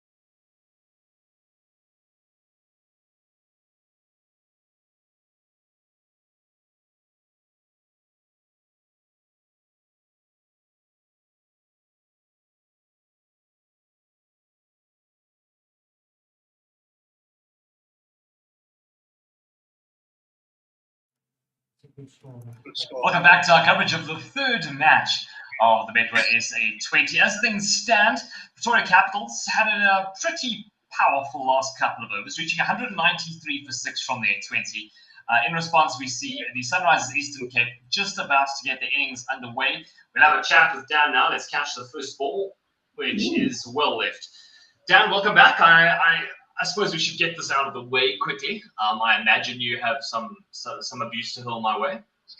Oh, I mean, listen, I never wanted Parnell to do well, but listen, he happened to, and there was one person whose opinion, unfortunately, went the other way side. But I can make a recovery here with the score prediction for the SEC. What do you think? Look, I maintain it. I will maintain it. I'm sorry, but I keep it the same. As I said, my man Wayne Parnell is just he's a bowler. I think if you look at this batting lineup from SEC, we've got John Smuts at the crease at the moment, Cyril Adby alongside him. Also, Jordan Cox, Aiden Markham, Tristan Stubbs, Tom Abel, Marco Janssen, James Fuller, and then Sisanda Magala, who, as we were saying a little earlier, might come in a little bit earlier. It doesn't matter. The point is they've got a very deep batting lineup. As we see a thick outside edge there going down to third man to get the Sunrisers Eastern Cape off the mark. Just a single taken for John Smuts. Look, I think it's a tough ask, but I do think they can do it personally. I do think they can make it. What about you? They definitely have the batting lineup for it. You see, I think as it kind of often is, it could be down to something like fielding a massive chance taken, and often the big bats give you a lot of chances, so it might have to be a half chance. So it could be made up in the field, and where we saw the EC boys unfortunately let themselves down a little bit. I think they're going to be in for a tough fielding session. Good start here by Ethan Bosch, being the outside edge for the one single. Otherwise, good shape off swings, getting stuff to play both of them. I haven't watched much of Saro Ovia in the T20 format. Have you been able to see it? I haven't actually seen too much of him in the short format, but it's going to be interesting to see what he does. We know he's clearly a good batter. He's clearly capable. He can handle himself pretty well. I think he's going to be one of those that we're expecting to see a little bit of maybe a bit of a slow start. Let him get his way in. He's a mature player. He's been around for some time. That's how I see it. I think let him do his thing. As we see a bit of a fine cut, which gets him off the mark, by the way. Down to third man. So out of here, 1 off 2 so far. There's still 1 ball to come. Not a bad opening over there, actually, from Ethan Bosch, by the way. Not at all. I think all Proteas fans, at least, will be more than happy to now see Ovia floating outside his off stump. Not a familiar thought. I think Smuts can go big here. He hits the ball hard. Just a talented cricketer. And almost all of his period here in Eastern Cape, as he just shimmies on to short cover, no run. A few runs off the first, as good of a start as you can ask for Eastern Bosch and as the captain, Wayne Parnell. I'm inclined to agree with you. John Smuts a bit of an interesting one, isn't he? I mean, he's always kind of been like on the edge of Protea's selection, hasn't he? He's kind of, he has obviously played, but he's never cemented anything. Now, it's always similar in a way. Although he did get many more appearances. In Farhad Behandi was another one who kind of never was there consistently, always for years and years and years and years. Do you think Smuts is just unlucky maybe in his age, where he just kind of wasn't in the right era, and in another time he would have got in? Or do you think he's just that little class below? I think I don't think he's looking back in his career with disappointment by any means. I think, as you said, there was no point where he went off the map. Oh, Saro Ovia, will he be caught? And he's gone. He is indeed. Saro Ovia goes off his third delivery. Wayne Parnell coming into bowl. It's his first delivery so far. Well, I mean, he is a bowler. He's not a batter. So yeah, no, I mean, he's doing really what they paid him for here. I maintain that, and I will not roll down that hill. Yeah, no, but it was short to length. Not really a great shot, must be said, from Advia. Yeah, no, I think just trying to push it feels a little bit short. Maybe there to be hit, or definitely nowhere near timing it. He won't be too happy with that. Yeah, no, I agree with you. So Jordan Cox is the new man to the crease. I'm not sure how much you know about Jordan Cox overall as a player. I mean, he's not been one of those hugely, should we say, selected players. Yeah. But if you look at him, 60 T20 matches overall, an average of over 30. Strike rate just a little under 140, 1,300 odd runs. To his name, if you have a look there on the screen right now, best of 94. Look, he's not a bad batter. Yeah, a nice young player. I think when you're picking a keeper, a lot more is expected of the wicket keepers nowadays with the likes of even Quinton Cox for sharp punts. I always wonder now if like a Mark Archer would have been as prolific in this day and age as he was, because he was never really as good as bad as some of these guys. But I think any runs will do here, and I think he's coming in at 3. You still got to expect something from him. No, absolutely, yeah, you're right. It's an interesting thing to think about Batch, because it's like we accidentally as South Africa were probably quite blessed, without even thinking about it at the time, that we had a Quinton de Kock and a Heinrich Klaassen coming in the era of T20 cricket, if we can call it that. I mean, Rishabh Pant, as you say, he's a phenomenal player, and probably one of the kind of the standards that you would look at. But okay, let's talk about as we see a great delivery from Wayne Parnell, blasting it down 141 k's an hour. He certainly beat Cox for it is, and he certainly beat Cox for pace there. I think he kind of just nipped in a tad. Didn't carry all the way to the keeper, but I mean it missed everything in the end, but only just. That could have clipped and everything. Yeah, I mean that could have clipped the outside edge. That could have clipped the edge of stump there. Yeah. So that's what happens with the fourth. It's been a good over so far. Well, Cox is desperate to get off strike here. Oh, it's great from Parnell. Get it up in the rib cage. This one must go 127. I mean, geez, way to put pressure on a home team in the power play. 1 wicket, 2 runs, almost off the first overs. Will Cox be able to get away here and almost just settle himself? Feels maybe a little bit nervy from him. Nothing really confident coming from his shot was played yet. Let's see Parnell coming in for his 5th ball. Back of the length and a play in a miss, and he doesn't look like he's even got close to that.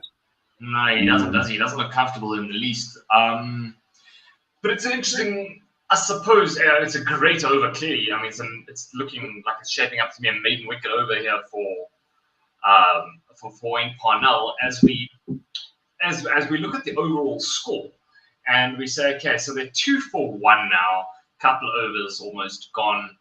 Do you think the game plan would have been let's go out and try and knock as many runs off as we can as early as possible, or is it still one of those let yourself play yourself in, as we see the last ball of the over come in, that one safely defended at the end of the second over, 2 for 1 currently? I don't think these batsmen need to play outside of themselves. They have more than enough batting that they can chase a score like this, and they know only 1 or 2 of them need to go big. We saw how well Devon Rivers took the attack to what's it called, the Paul Rocks the other day, and just played his game. Paul Royals, even, yeah. Paul Royals, sorry. And just absolutely went at them, which turned into a match-winning knock. The 2 men at the crease, John Smith doesn't want to go at 160, but he can get away. Well, there we go. That's a great way to do it. John Smith facing the first delivery from Ethan Bosch of the 3rd over, and he just takes that one straight off the pads, no issue whatsoever. And we see the first 6 of SEC's innings. It's a great shot. It's not even too full. I think he just picked that out. That's class from him. Yeah, straight down leg side maybe a little, but not really too much. I mean, because you're still probably hitting the stumps, just maybe a little bit on the leg side. It'll be, as we see, another one. That one gets just punched away for no run whatsoever. Do you think this is the kind of thing where John Smuts is going to go, let me show you my international quality? Because now he's playing against international people, and he's going to be playing against some really, really big names, not just at this match, but across the board. If you're a guy like John Smuts, do you go, well, selectors, maybe you haven't selected me enough?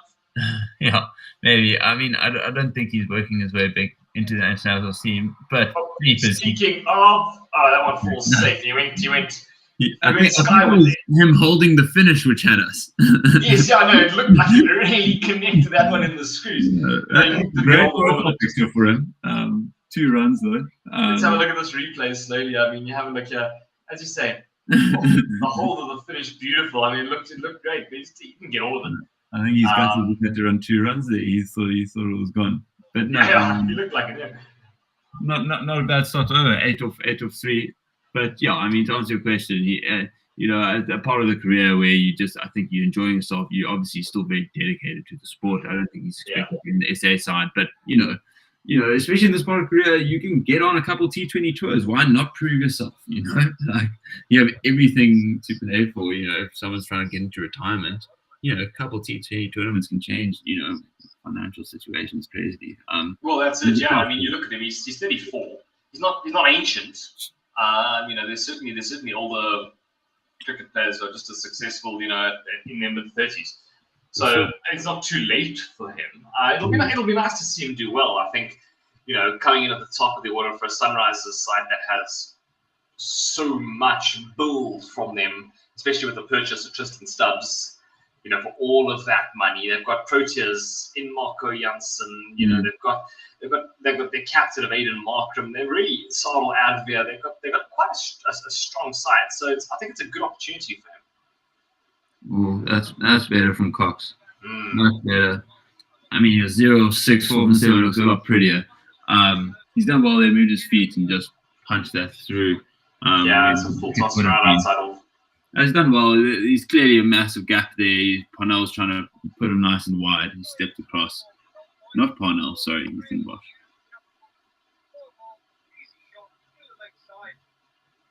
Ethan Bosch seemed not to being able to back up his first over when for 2 runs. Not looking great this over. Well done, actually, from the SEC. It's easy to start chasing and lose another wicket. That takes him to 15 for 1 of 3. I mean, not great, not the greatest of starts to any power play, but, definitely saved it within that last over. So it sounds almost harsh to say, but I'm going to ask you, so if you're going to lose an opener, are you going to lose Sadal Advia or are you going to lose John Smuts? Would you, considering you're chasing, 194 as your target? You got to say you'd much rather have Smuts there. Just more decorated player in the format that we're playing and knowledge of the ground. Both very experienced players, which helps. So they're, I guess, quite similar in that regard. But I think they'll be happy with Stubbs there. I mean, Stubbs, John Smuts. I think he can do a job here. Yeah, would you call Smuts a bit of a front foot bully? Yeah, I would. I mean, look, he can do a fair amount. He really can. I think with his experience,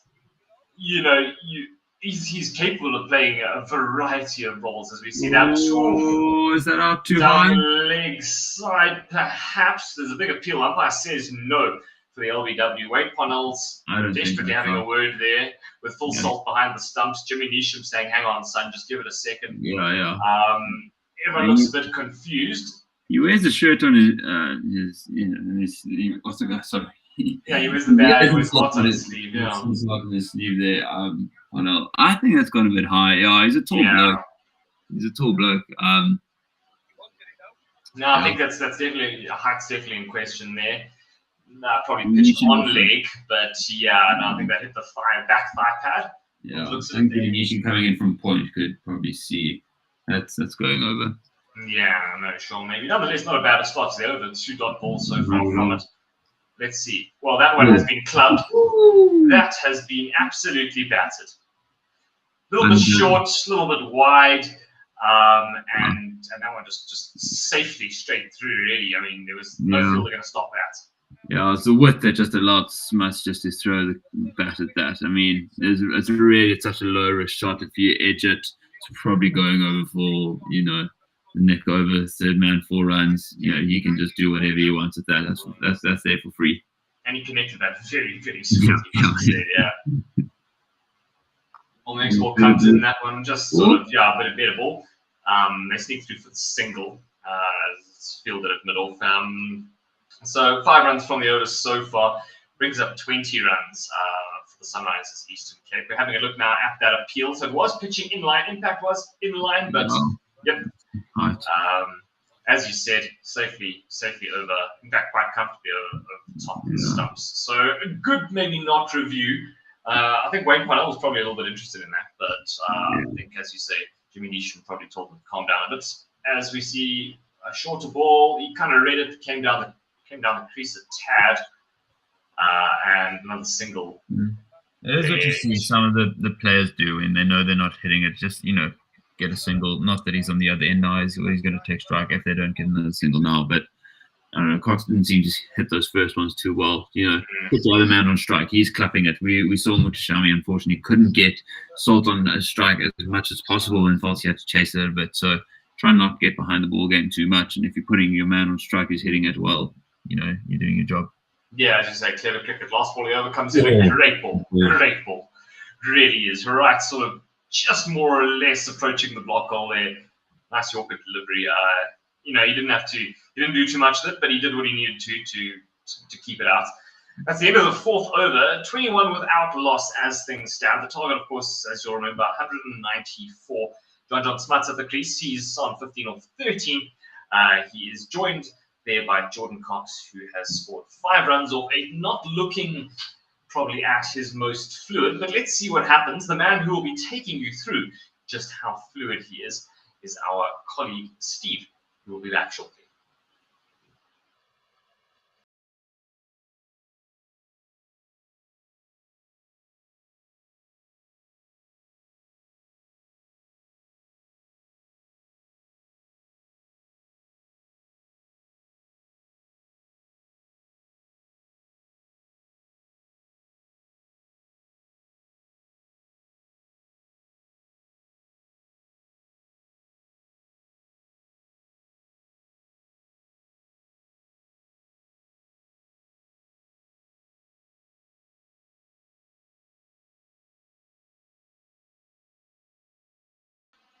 Right, welcome back, ladies and gentlemen, and this is the exciting part because the man of the moment, Mr. Unrich Norkia, with what might be the greatest moustache to grace cricket.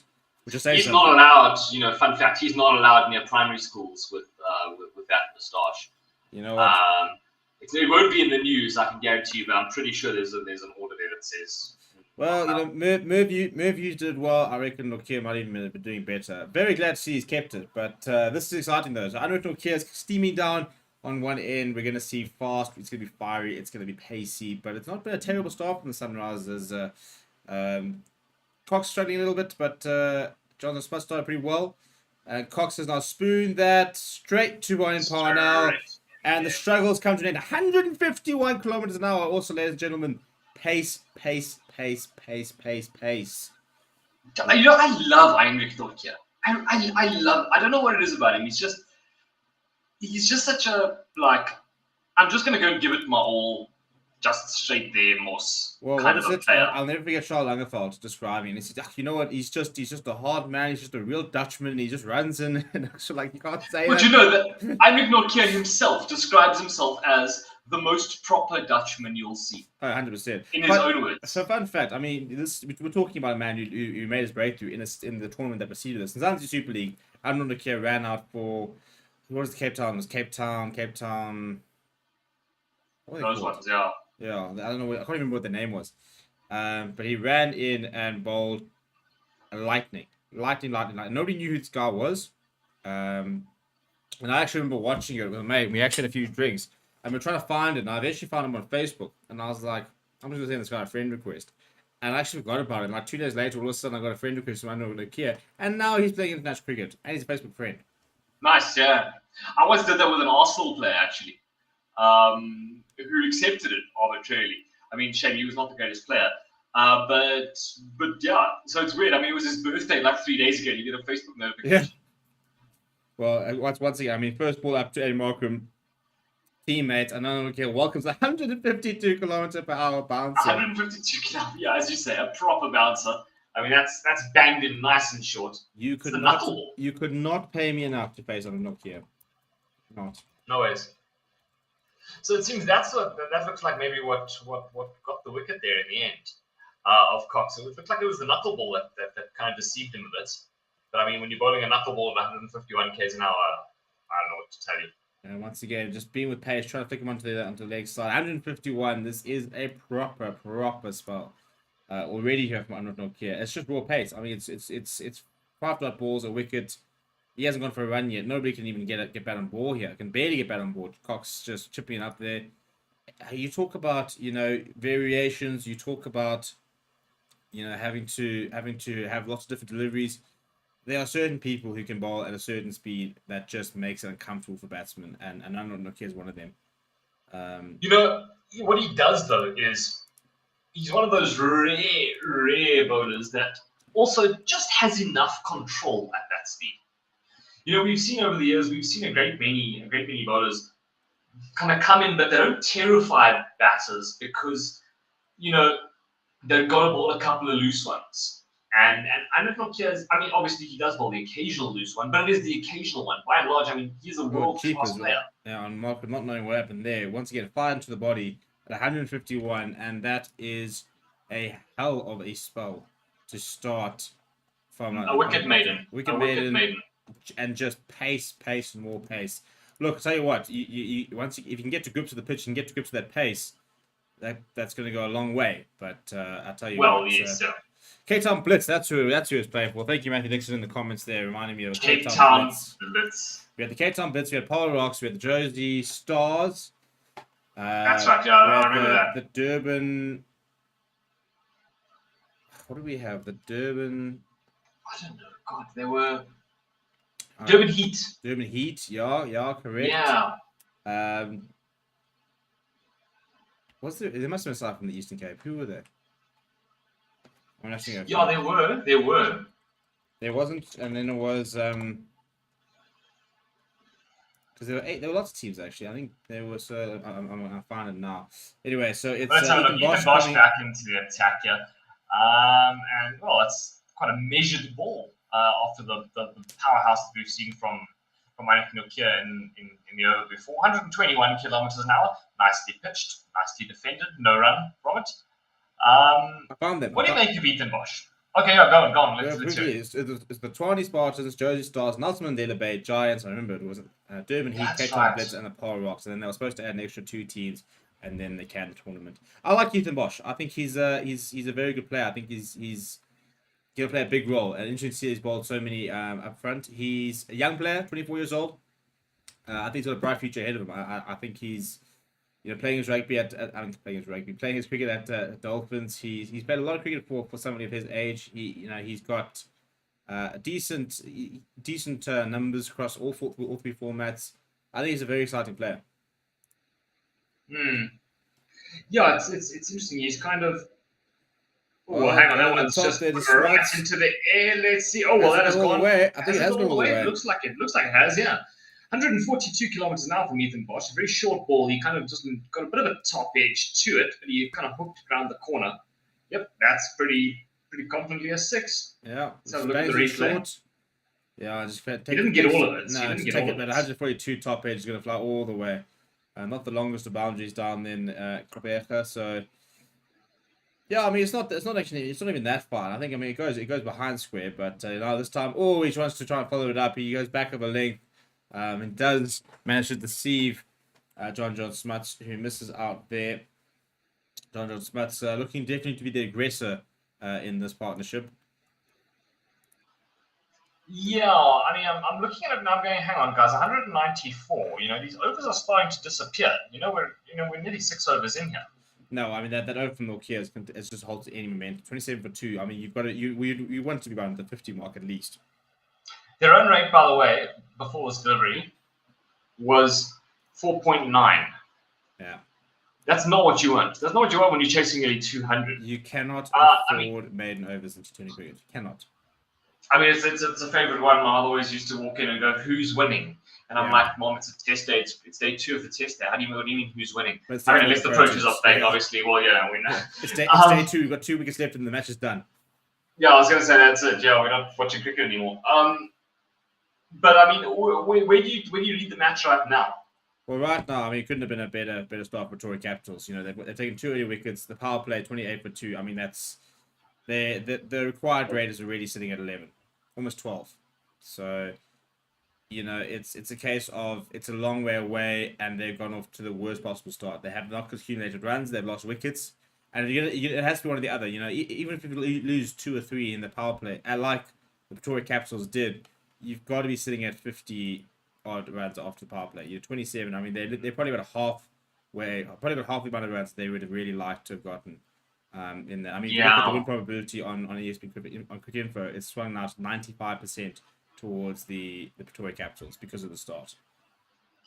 So you got Smuts, Markram yet to get off the mark, by the way, as we approach the 7th over now.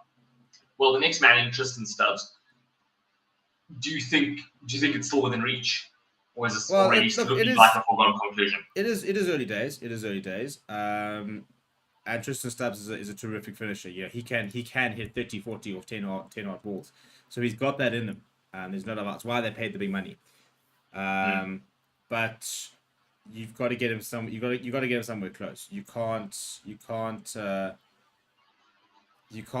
give him too much to do because then he just sort of overplays.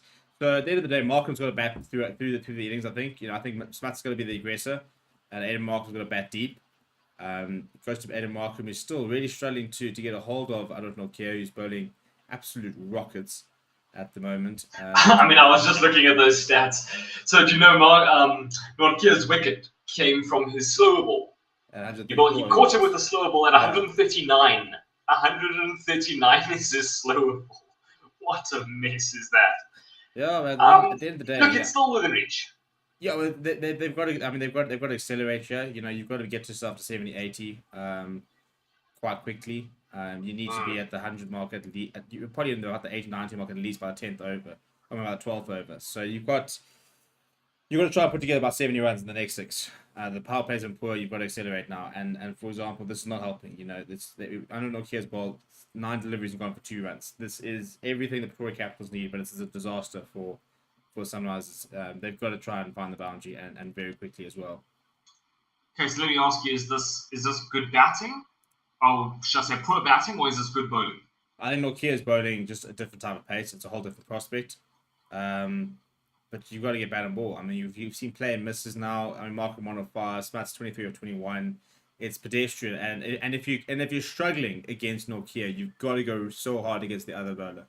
You know, if you're not going, if Nokia is going to go for 4 and over, which would be a double what he's going for at the moment. The man on the other end's got to be going for 11, 12. You've got if you're going to really struggle against the bowler, you have to go after his bowling partner. You can't be bogged down on both ends.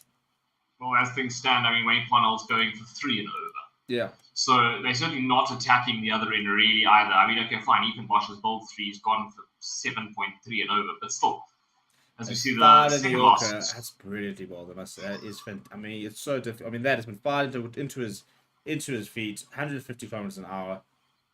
This is, I mean, Andre Nokia is all of a sudden, I think, one of the best bowlers in the world. He is. He's going through a real purple patch. Yeah. And, I mean, I was actually just thinking that a little bit earlier on. It's a bit of a strange one because, you know, I mean, the guy. Well, I mean, okay, so a couple of months ago he turned 29. It's interesting to see him bowling the fastest and the most kind of, you know, consistently that he's bowled his entire career when he's almost 30. Another dot ball. Yeah, look, I think the biggest thing is that he had a couple of injury issues. 154 kilometers now that last time. No, I'm out. No, thank you. No. I mean, you couldn't pay me 10 grand to take that one of the chest. Sorry. Take 10 grand. You add another 0, and we might start talking. Yeah, that's madness. 10 It's grand, not absolute 8 madness. chance.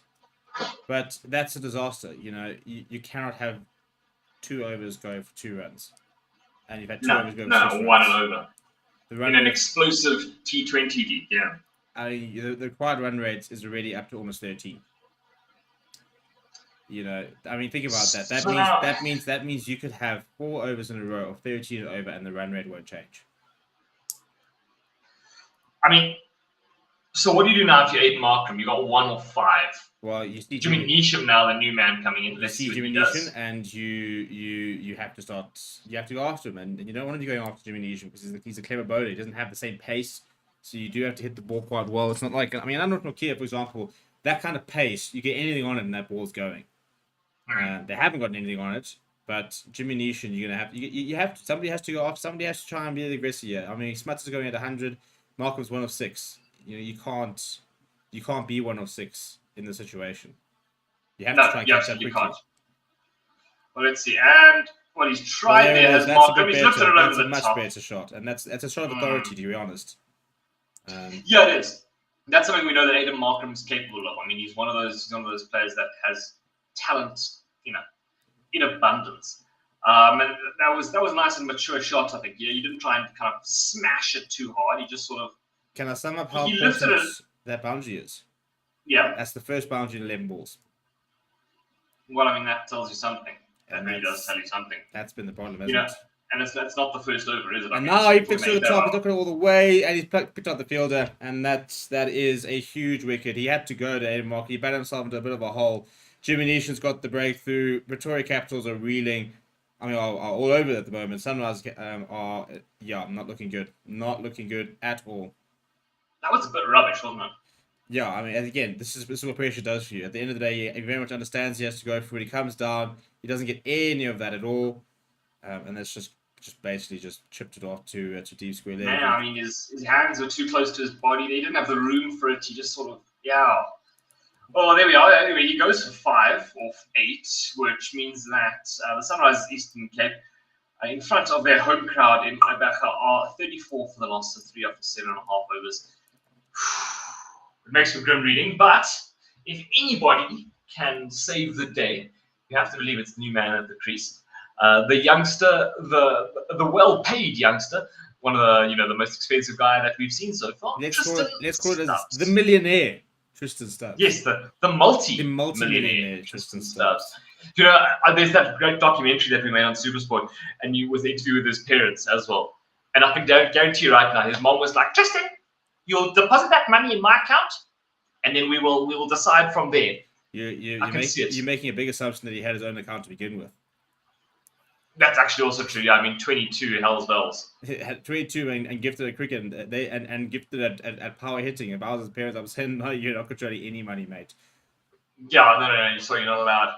Reminds me of that old Arsenal player, Cole Jenkinson, who 2 years into his Arsenal career still drove his polo to the training ground every day because his parents didn't let him buy a fancy car. I mean, fair enough, really. But Tristan Stubbs got work to do here. He's.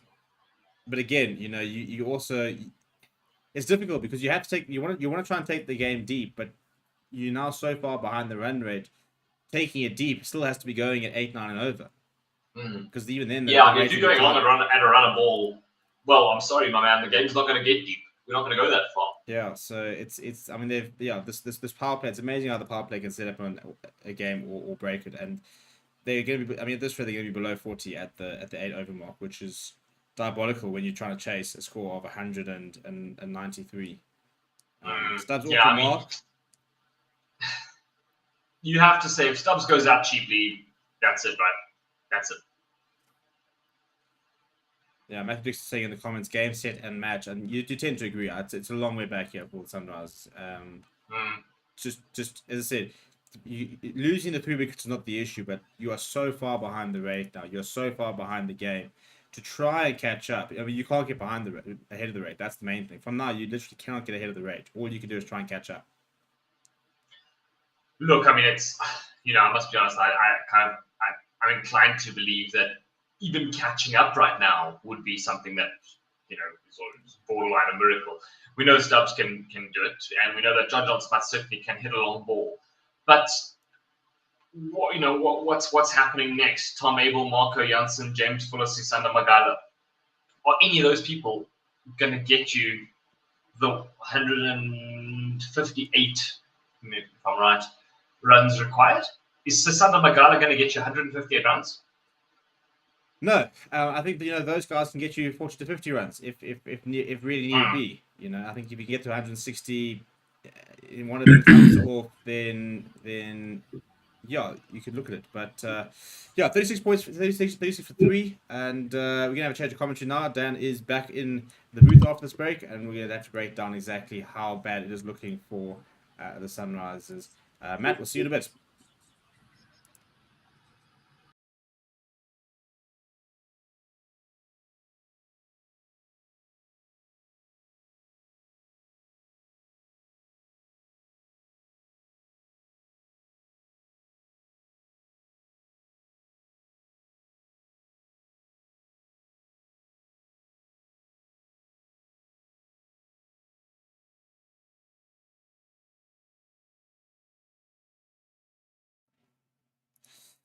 Right, welcome back. And Dan, not looking good for the Sunrise Eastern Cape.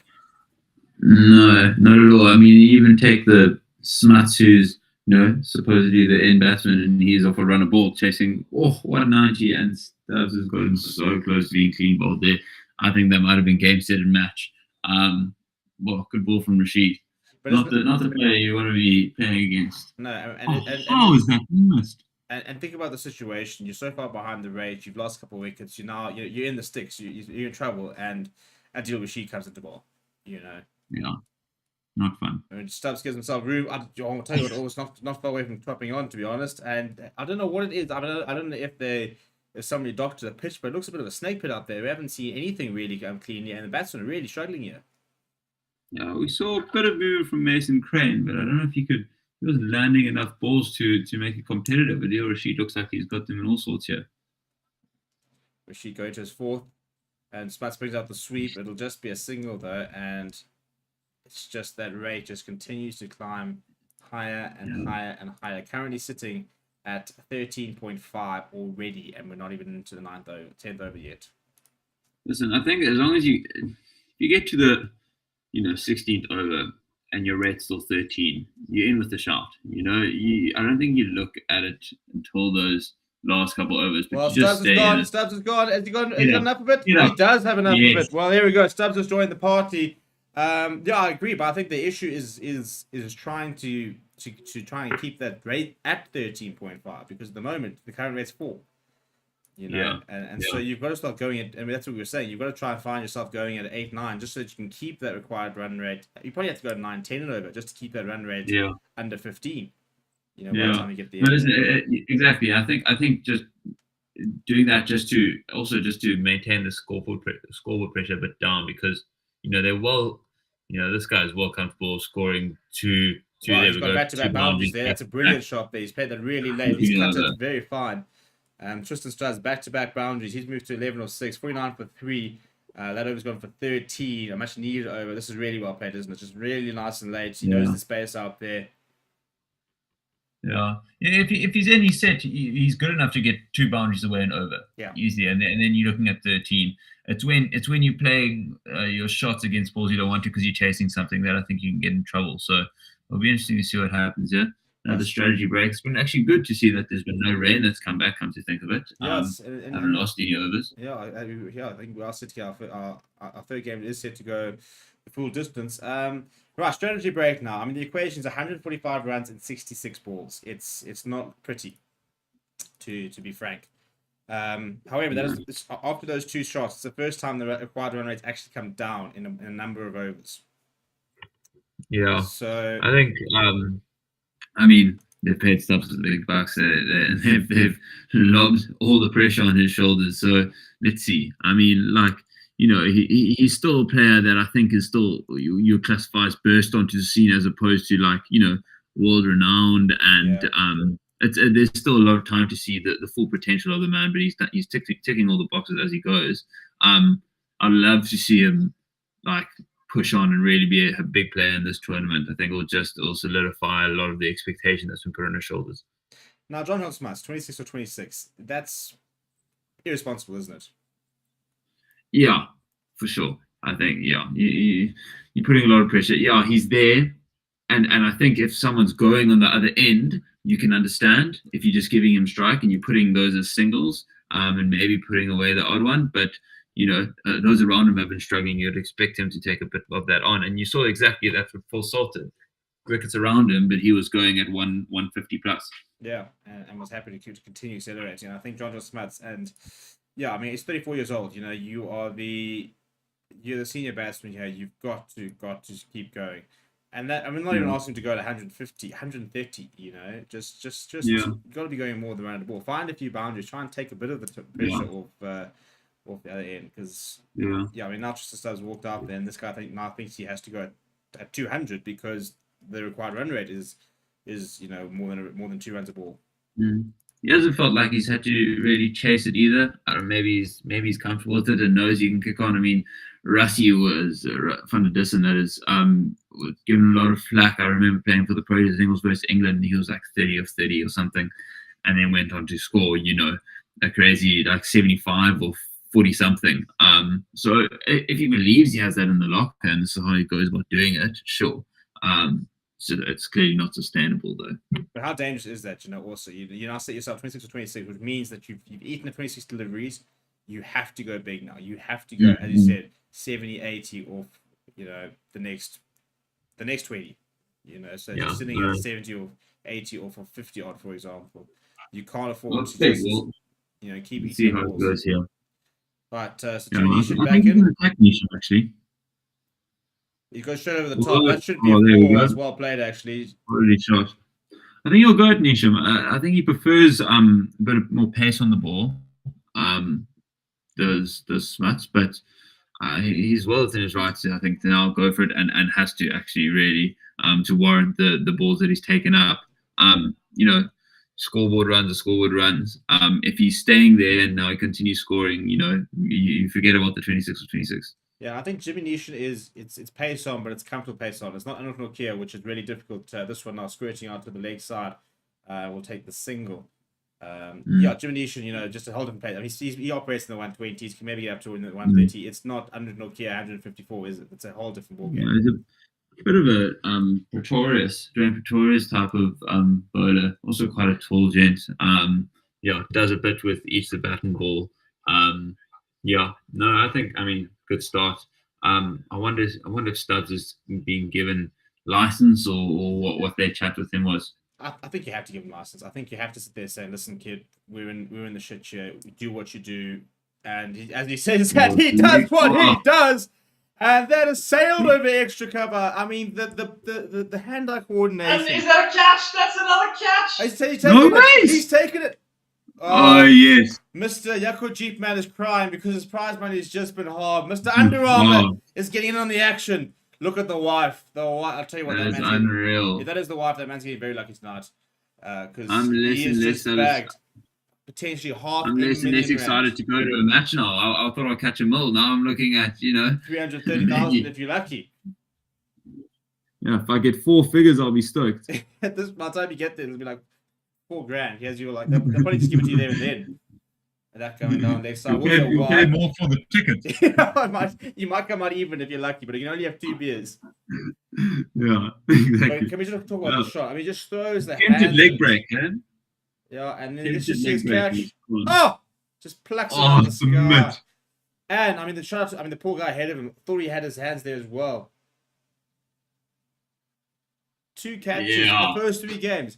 Betway definitely did not expect this. I reckon they thought they were going to get away with this, Yeah. But more importantly, I guess for them it doesn't get worse and worse. At The least person in charge of finances is now just got the added admin of having to get all these details down. Right, so in the over now, we've gone for 13 off the over, an over that they've needed. Let's have another look at this catch.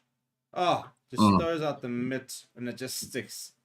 Listen, these buddies have been very cool, calm, and collected. I'd love to see a little young gun grab one. I mean, look at him. He's gone on with the rest of his day. It's like he's not even at the cricket. But, I'd love to see a little young gun take one and just smash a beer back. Yeah. What do you reckon the ruling is of the catch in the cup? Hey, one-handed cup.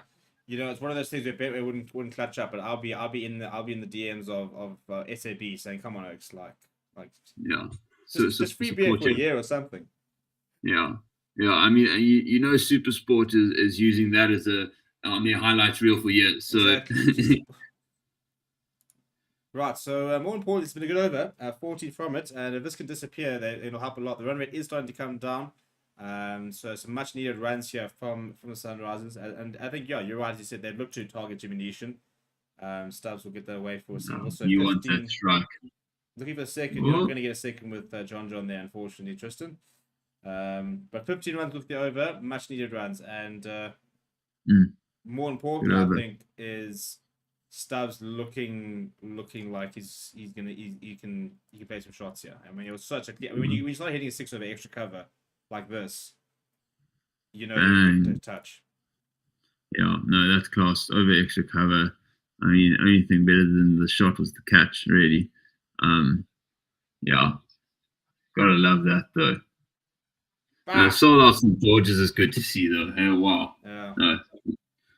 No, the orange province seems. Now doing the play interview here.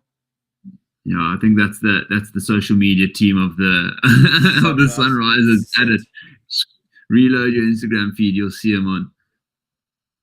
I wonder if he's got Instagram. I wonder if they're asking what his at is. Yeah, doubt it. Right, Nokia back into the attack, and it's been flicked off the legs from Tristan Stubbs. Nobody has touched Four Nokia. runs. Nobody has even begun to get him away. And the first thing that Tristan Stubbs does is just flick it off the pad.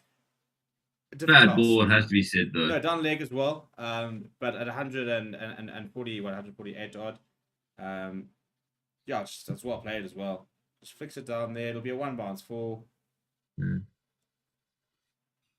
They feel like free boundaries, you know, your typical cricket shots like that. You know, that he's played the ball there. He hasn't tried to do anything, and it's just Has he been bowled? Oh, he's gone. Bowl, I think. Nicked onto off stump. Tristan Stubbs walks 23 of 11. Well, that is game set match. 2 for 6. That is unbelievable bowling from Anurag Nokia. Let's look at this. This is move off the deck. It's just scramble seam. No, it's just stayed. Oh, he's missed it completely. It's just he's beat it with pace. I think it's kept a little bit low, but I think it's just pace. Where was he trying to hit that shot? Over the boundary somewhere.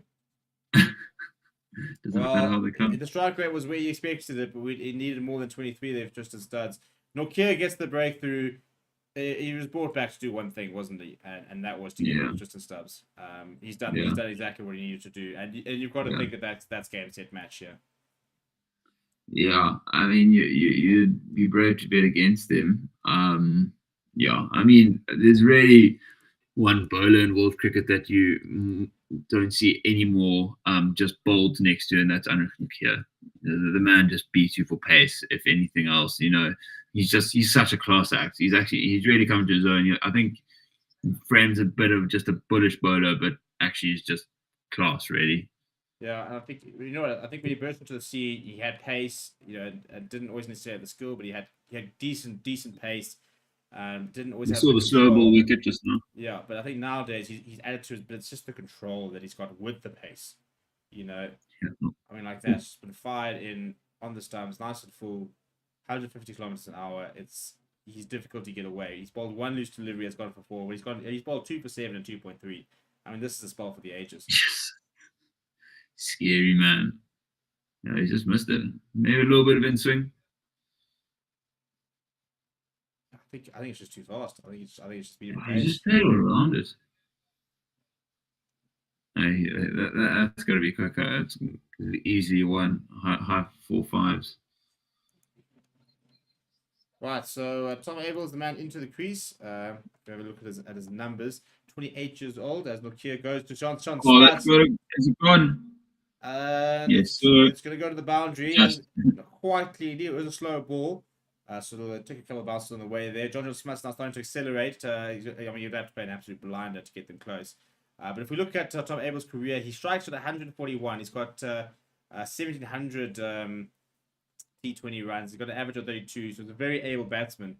But they're going to need all of that talent today. He's done a lot of traveling. He's played for the Brisbane Heat, played for the Vancouver Rangers, Lahore Calendars, played plenty of cricket around the T20 circuit. And yeah, I mean, probably the last hope really for Sunrise on his shoulders. Yeah, I mean, what strike rate what strike rate is that got to go 200 and over here? Yeah, I mean, just to keep themselves in it. Yeah, that's the problem. Is the crowd run rate's back up to 13. To be fair, the over's gone for 9 so far. So, another boundary here. With the rate. And he does go short. And John Smith's happy to didn't even that go throw a bat at it. 154. 154. So Dan, have you got a number in mind? Somebody says to me, "Listen, I need you to face an over of under Nokia." What's that number in mind before you start considering it? Listen, it's more than these guys are getting paid for their one-handed catches on the boundary. I'll tell you that. Especially by the time I try a tender match. Yeah, we're talking like Tristan Stubbs type money to how long are we facing here? Nighttime, daytime. One ball. An over. An over. Oh. I mean, everyone's got a number. Everyone's got a number. It's got to be 5-6 digits. I mean, brain damage. But dude, it could kill me. That's the thing. People are like, "Oh, it's gonna hurt." No, it could kill me. So, what your question really should be is, what do you value your life at? Just be the outside. So the equation currently sitting at 121 or 53 deliveries. Able on we're in with John Smith. John Smith's gonna have to go very quickly and very hard to give them anything of a sniff. We've seen this SEC team haven't really seen the internationals really step up yet. I mean, James Fuller, I don't think he bowled too badly, but only the 2 overs. Mason Crane also decent, but nothing spectacular. Jordan Cox wasn't able to do much with the bat, a little bit underwhelming. So, I mean, it's kind of on Tom Abel's shoulders at this point. They've got all the firepower in the South Africans, and they've shown glimpses of what they can do. But, I mean, there's a limit on international players for reasons, because they, too many of them, and also obviously you're trying to build a South African league, but those are meant to be your wild cards, the people that are really elevating. Yeah, it's supposed to be trump cards, aren't they? It's supposed to be like I mean, you think about MI Cape Town, who had, Jofra Archer, Rashid Khan, Sam Curran. Sam Curran is that. I mean, you think those sort of internationals, kind of chalk and cheese. So Sunrise very much more invested in the really good local players, as John Smuts just pulls it out towards mid wicket there, and yeah. Now, might that help the Sunrisers in seasons to come? Future seasons, maybe it's less likely that an international player comes back, but much more likely that a South African player continues to play. I think the biggest thing. So this is the thing. I mean, people are sitting there saying, "Well, is Stubbs worth it?" It's not about just this season. One season, because you can retain players. You've now locked down Stubbs, really, providing you can negotiate. In his home. In his home city, and that's in the late cut there where she does well to come off. In his home province, you've his home city as well. You've locked him down, and now as long as you can agree terms on a year-to-year basis in terms of your salary and stuff like that, you can retain him. And I think that's when it comes to these big name signings. That's why it's we see especially youngsters going for that. I mean, Donovan Ferreira, for example, the JSK. Now you've locked him down, and if you want to, you can keep him. Deval Brevis, for example, if he commits to MI for 5-6 years, they got one of the best. Could be one of the best players in the world if he lives up to the hype. And he goes over the top there, is able. That's his first boundary of the match, and Nisham actually quite expensive at the moment. Needed. 1 of 28, going for almost 10 and over. If they can get a boundary of this, you will be going for over 10 and over.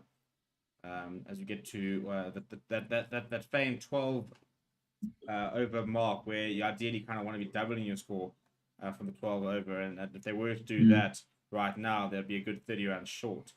Leg break again. Yeah, do you think was it right to bring back Jimmy Neesham? Are they trying to just get him through his overs and hide him maybe a little bit, or more bit of belief in there? He managed to get, I guess, most of his stuff's got the hold of him in the last over. Yeah, I suppose. Look, he's somebody that I think they'll go after, and they've got runs to play with. So I suppose you're thinking, well, he's gonna create chances if they go after him, if they try to get him away. He's got that good slow ball. There could be chances that come up. They But still have 3 for Rashid. I mean, he did go for 13 in his first over. Again, mostly as a result of stubs. So it's that bringing back Nokia is massive. I mean, 2 more from Parnell. I get it looks like they, unless they bring in another bowler, who are they bringing? Tunis the Brain. From a bowling perspective, Shane Dadswell obviously bowls, and Mutusami as well also bowls if he has to. Dadswell is not slow, quite expensive historically. He doesn't take a lot of wickets either. So they're probably bowling out Nisham. Well, I'd imagine that you're gonna have to bowl Rashid now. Matthew Dixon asking how's the crowd? The crowd's been very impressive actually. It looks genuinely like a sellout crowd down in Quebec. And the scoreline is not telling the mood there. It does not look like at all. Yeah, and Rashid coming in. I'm going to stay for another one, an extra over here, because in case this doesn't go the length, and then we'll bring in Matt afterwards as we go into the 12.1. But yeah, I mean, when you play cricket now, you're chasing innings. When I chase, I always like to talk about small targets. What is John Smith looking at now? Is there even a point to going small targets? Are you thinking, right, there's 4 overs till the 16 mark as he misses out on that? If we're going to have a chance, where do I have to be after those 4 overs? He needs to score. I mean, they've got over 100 runs to get. He needs to be scoring 60 of them, at least. And what are we in now with that? I mean, he's got to be going massive. He brings up the reverse, doesn't quite get it to the way. And I think this would be a frustrating innings for John Smith. I mean, 38 or 34, 35, it's just far too slow. And far too many deliveries being eaten up. Which I think, again, it's not just about him and the deliveries, it's about the pressure that puts on other players when you think that now they have to maybe be more aggressive than they would like to have been, or because he's just not managing to get anything out the middle really. Yeah. Abel goes. What's a bit of a cricket shot out into the deep there. He's picked up the field. finish. No! That's a sitter. Dropped it. How can you be dropping that? It's Dadswell who has dropped it in the deep. Strange shot to play because it was so well. I mean, that's exactly where he wanted to play it. So Dadswell's been bought on auction. Super happy, and he makes the starting lineup for the SA20. Makes a first ball duck and drops the sitter. He's going to have to have a long and hard conversation with Shark Callis. I mean, he must be in the air. That's a bit of a poor delivery from Rashid, and that has been punished. The Abel going over the top for.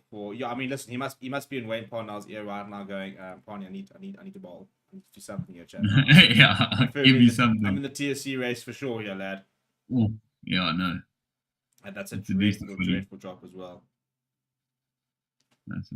Next one's a sweep shot over. Short fine leg, more of a top edge, really. How does he finish here? Oh, a bit of a movement there. He wanted to go across the line again. And 19-4 after 13. Smuts missing, Abel missing out on that one. 16 off 10. And to take you through the next 4 overs, it will be Dan and Matt. So I'll see you guys all a little bit later.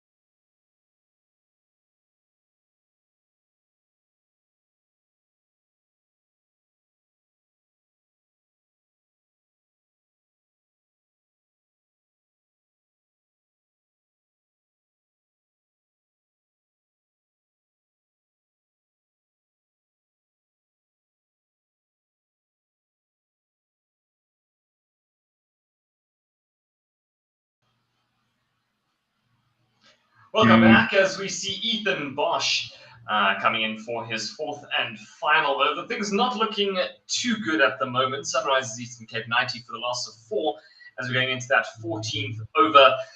We see John Smuts kind of, going along at the crease, and really that's what he's doing. Alongside him, Tom Abel, who is on 16 off 10.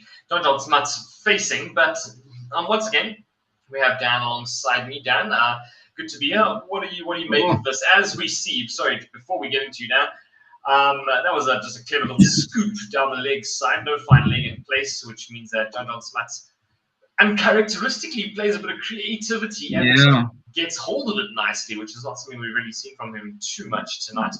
What do you make of the overall scorecard? I mean, the scorecard is looking great. I'm taking what you can from now. I mean, he doesn't even look like he's changed his back grip there. I think it's just a genuine, little scoop as it comes. As you said, you don't often see that from Smuts, but you got to go for it. Try new stuff. Even if it's just game practice for future games. Listen, if they go on to get close, I'll be very impressed. Do you ever think in almost certain losing positions, teams ever will play for a run rate, unless I guess maybe a game before a playoff? Look, I don't think so. I think T20 is such a short format anyway. You kind of just play what's in front of you. I don't think you go Just into as it well. going, well, you sort of you take what you see, you look at the situation, and you go, well, screw it, it is what it is. We have a look there. Oof, a big swing and an equally big miss, which means the equation now 100 needed off 38. John Smuts with a proper freshie there. The crowd, shame, not looking too good. But no, look, I don't think you do. I think, and as you say, unless it's like a playoff or something where you need to, I don't think you go in with a run rate in mind. I think you just go in to win. For sure, I agree. I don't think there's, unless it's the day of the game for a playoff, and you need to just get something to secure it. In full agreement. Not take Smuts' score, right? Yeah. Let's say they still have wickets in hand and power players coming in next. What are your thoughts on retiring Smuts to bring in players? First of all, are you allowed to? Well, you can, yeah. You I absolutely imagine can. you are, and bring them back whenever they want to. Why? Look, I mean, it's not in the spirit of the game to just bring him off for the laughs. No, for sure. More, let's say Stubbs and Markram are yet to come in, and they're only 2 wickets down, and there's things climbing, and there are days that you just see players that just they haven't been able to hit the ball well, unfortunately. I think legally you can. I mean, insofar as it might be a bit shifty, insofar as you might have to oh, my leg hurts. Oh, I've got a very sore leg. I need to go off now. But I mean, I think it's pretty. It'll be pretty frowned upon. In the same way that it's been in the news a lot recently about running a batter out at the bowler's end before you make the delivery. It's kind of one of those things of, is it in the spirit of the game? I mean, you could do it. You absolutely could. You could say, Smuts says I've got my left big toe is very sore. As Does he have to to take an injury though? I think you would, yeah. You can't retire. I mean, what are they going to say on the scorecard? Retired for banter. Yeah. You can't. I think they should allow it personally, because I mean, take the scenario. Oh, great shot! That's And one's gone over. No, it won't go. You're out there, There's just someone one at deep run. point. Yeah, Einik Nokia sends it straight back in. Just one run. Really not what they're looking for. Still haven't even reached the 100 mark. They're on 97. They need 97. But they don't have 10 overs, unfortunately for them. They've got 5.4 overs. So, I don't know. Why do you think it should be allowed? Why? Okay, so let's say Smuts is here. Now they need 20 runs. That's probably going to run away for 4 there. That was a bit of a Is that maybe missed everything? connected some pads, maybe. I don't know. It might have connected the bottom edge. Let's see. Yeah, well, let's give it a so far. Let's have a look here. The Yoroshi's actually been quite expensive. He has. Oh, yeah, nick through there. Yeah, just a little nick there, bottom edge onto his pad. It looked like. I mean, yeah, onto his pad. I mean, safely through for 4. Yeah. Why? Sorry, let's go back to why. If Smith is playing like this, and there are 2 overs left, and we need 40, I would much rather have Stubbs come in and retire. Shot reverse sweep, by the way, gets thrown down to where there's no third man in place. So They another could be pattern trying to notice. always here, Smats. Well, of course he is. Yeah, you know. I mean, you won't get it in comments, obviously. I'm just the one who gets it in comments. Yeah, no, look, it's a nice shot, but even so, I mean, he moves on to 52. He brings up his 50, which is nice, but he moves on to 52 or 44, and I'm sorry, in an innings where you're chasing 194, no, that's still not good enough. Well, will they run out here? No. Quick single from Smats. Potentially keep the strike. Free ball for Abel here. He's got to throw the kitchen sink at it. But yeah, I mean, I don't think I'd disagree with keeping Smats in. I think it's just maybe there's a scenario where it exists. I don't think you should be not allowed to retire someone hurt if you feel it's in your team's best interest, though. I don't know. It just doesn't feel very cricket to me. Yeah. I mean, I'm a purist. I'm one of these guys who will sit and watch every ball of a test match, no problem whatsoever. Yeah, no. Sure. And I'm like, it just doesn't feel nice to be bringing guys out, bringing them back in. It has almost it feels like the kind of shit you do in baseball. You know what I mean? It feels like it's it's the equivalent of subbing a football sub. Yeah, exactly. Yeah, but then bringing him back when like let's play 9 defenders when we 1-0 up, and then now it's 1-1. Well, let's go and sub in another 5 strikers. No, it doesn't feel right.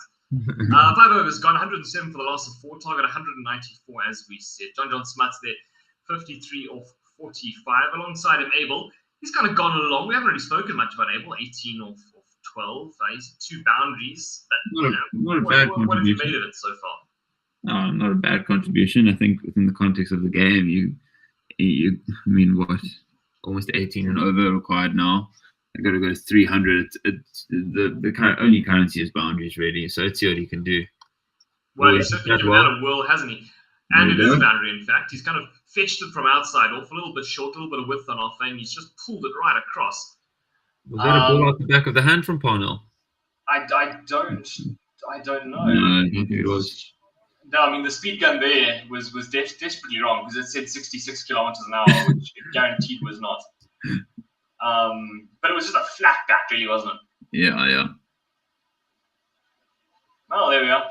A rather despairing-looking Wayne Parnell. I mean, you can't complain. He's had a great day. Another one flat batted, just outside off, but he's just kind of pushed that one away. They're coming back for 2. Yeah.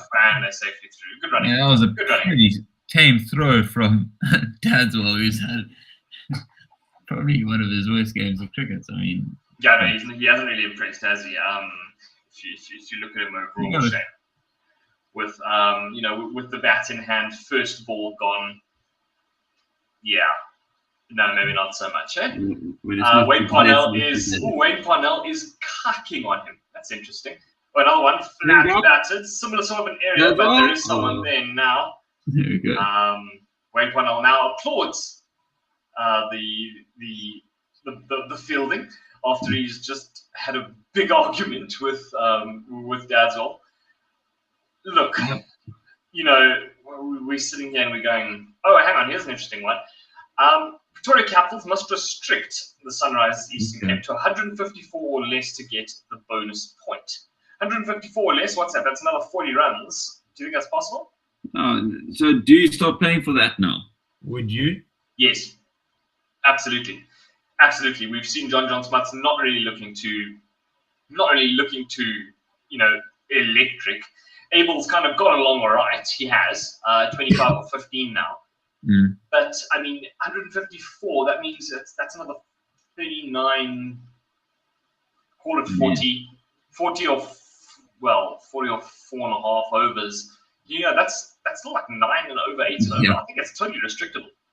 Oh. Well, that's a strange shot. Bit of an attempt at a scoop there. He did a bit of a dance across off stump. But clean, fresh air dot ball. I think you go for it. Honestly, I think you go for it.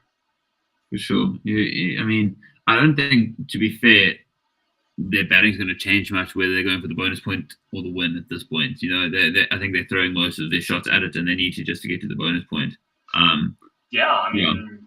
Honestly, now you just you set your most defensive field, right? Oh, that one has gone. He's connected that one. No, just over the field. No, that is just over.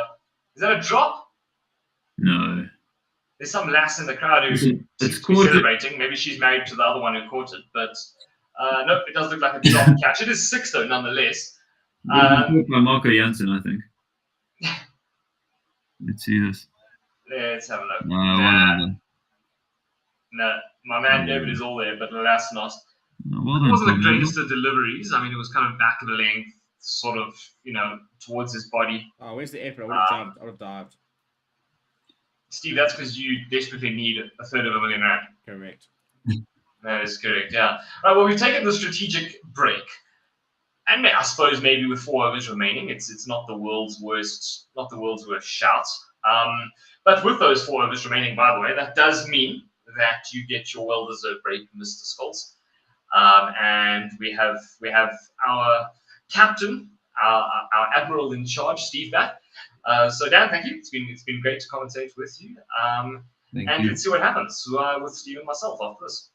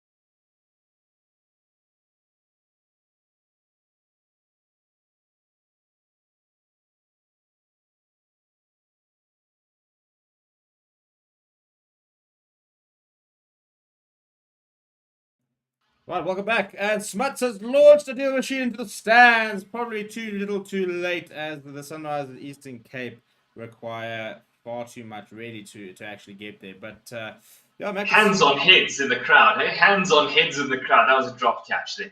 Oh, come on, man. They're giving you chances. I mean, at the very least, the best thing that Smuts can do is at least give a few Oaks a chance to try and catch him. The game's gone. He brings out the reverse.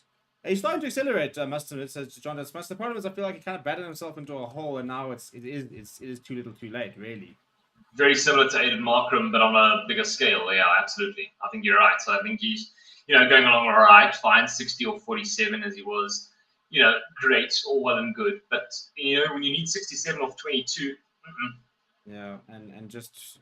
Yeah, I think the biggest issue for him is that he'll launch one in the ground into the stands and then take 2 or 3 dots, and then launch one in the stands. And I think maybe, the art of hitting a 6, rotating the strike, maybe he's been a little bit lost, or just trying to find a couple of 4s and stuff. Far too many dot balls. I mean, I think if you look at, I'd love to see, if you go to the scorecard, how many dot balls he's actually faced.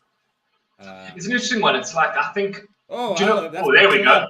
That's been clubbed, and that'll be a good chance for a 1-handed catch. Oh, it's just a bit short. Yeah, where was this? Do you know what he's done though? Is he? The thing is, the only thing with the Pretoria Capitals is they haven't got him out.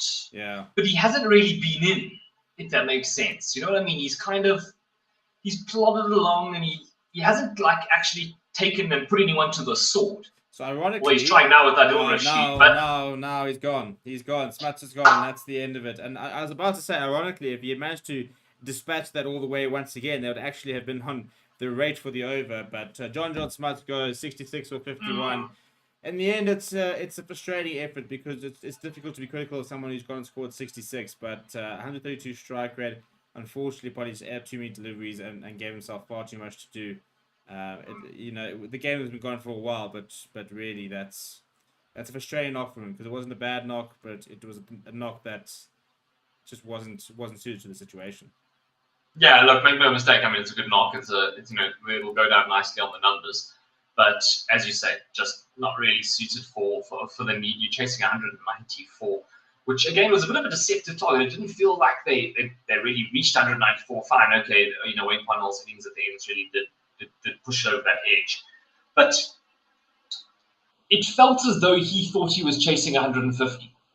Yeah, if that makes sense. And I think the difference, as I said, the differences just were the amount of boundaries that Pretoria Capitals just found boundaries all the time. Especially towards the end. Yeah, Phil Salt did 11 fours. He didn't hit 160 his entire innings, and he struck at 163.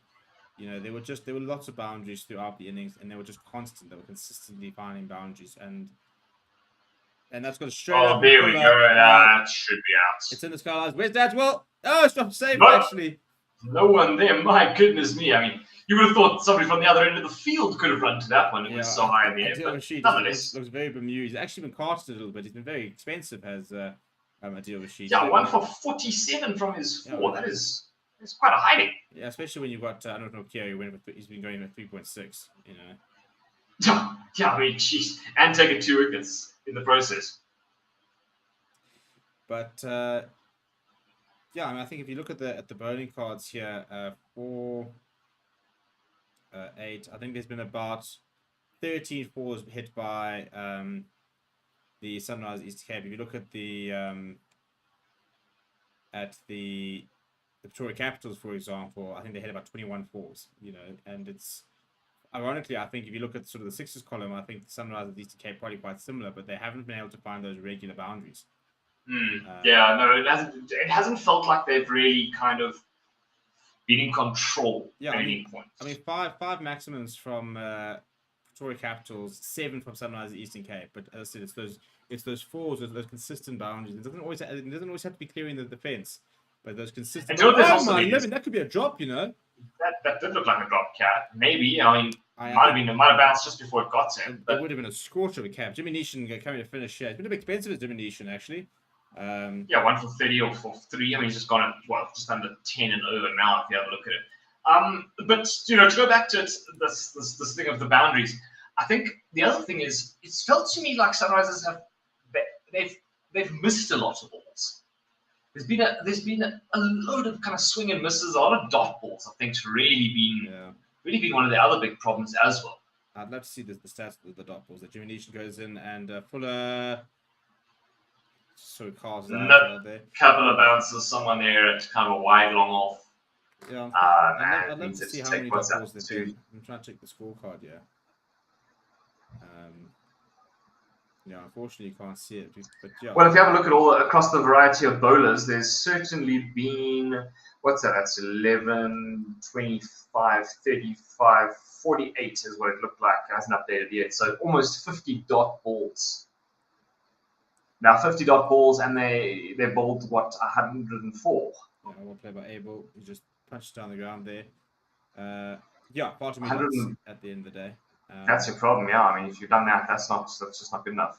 I mean, Ethan Bosch 105 now. Ethan Bosch has bowled 14 dots just himself. Wayne Parnell has bowled 10 dots. I don't know Keir bowled 10. I don't know Keir's bowled 13 dots. He's only from 3 overs. Deliveries. 90 deliveries with that wide. In fact, you've got to say Anik Nokia has probably been the match winner. Oh, 100%. No, that spell has been everything. It got rid of Tristan Stubbs. It put them in the back foot from the get go. This is all 100%, but I don't know. Yeah, he's coming in one of the Capitals. I mean, obviously, that knock from the cameo from Parnell, but at the end of the day, that gave them the platform, and Nokia then came out and he's won them the game. Yeah, no, I think so. I mean, is he your man of the match? Probably actually. I think. Not full salt with the 77 not out. He probably will give full salt. Yeah, look, I suppose as well. Again, Anouk Nokia's spell doesn't look as good without full salt's innings where he can really go and bowl rapidly and not have to worry too much. But go for Raz, not that he went for Raz, but I just look at that spell and I just think that was incredible. You don't see a spell like that. I still think 2 for 11. You got to say that's unreal. Yeah, no, it's. Whoa, my goodness me, that could have been a run out. He would have been gone. A bit of a shifty run there, yeah. Yeah, and you think of the wickets he took as well. Getting Tristan Stubbs such a big wicket. Getting Jordan Cox can bat as well. But we know he's another man he can really send a long ball. Yeah. So I think that would have been close. Yeah, I think good at short actually. Interesting, but nonetheless, here we go. 2 balls left in the over. Jimmy Neesham comes in. Swing and a miss. Swing and a miss. That kind of sums up the innings, to be honest with you. Right, big now, swing, big miss. 14 runs that Capitals have got to restrict them to. They score 14 more runs, then they've lost. The Sunrisers East Cape will have denied them the bonus point. So it's interesting to see how Pretoria Capitals still have to work really hard for 2 more overs to try and get. Hang on, they won't have denied the. Oh, you mean sorry? If they score 14, they'll deny the bonus point. Yes. Yeah, I got you. Yeah. Sorry. So that's a tricky one. 2 over, well, just over 2 overs. Let's see what happens here. Last ball of the over.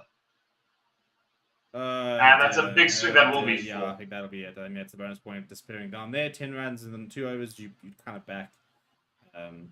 Big swing, thick inside edge.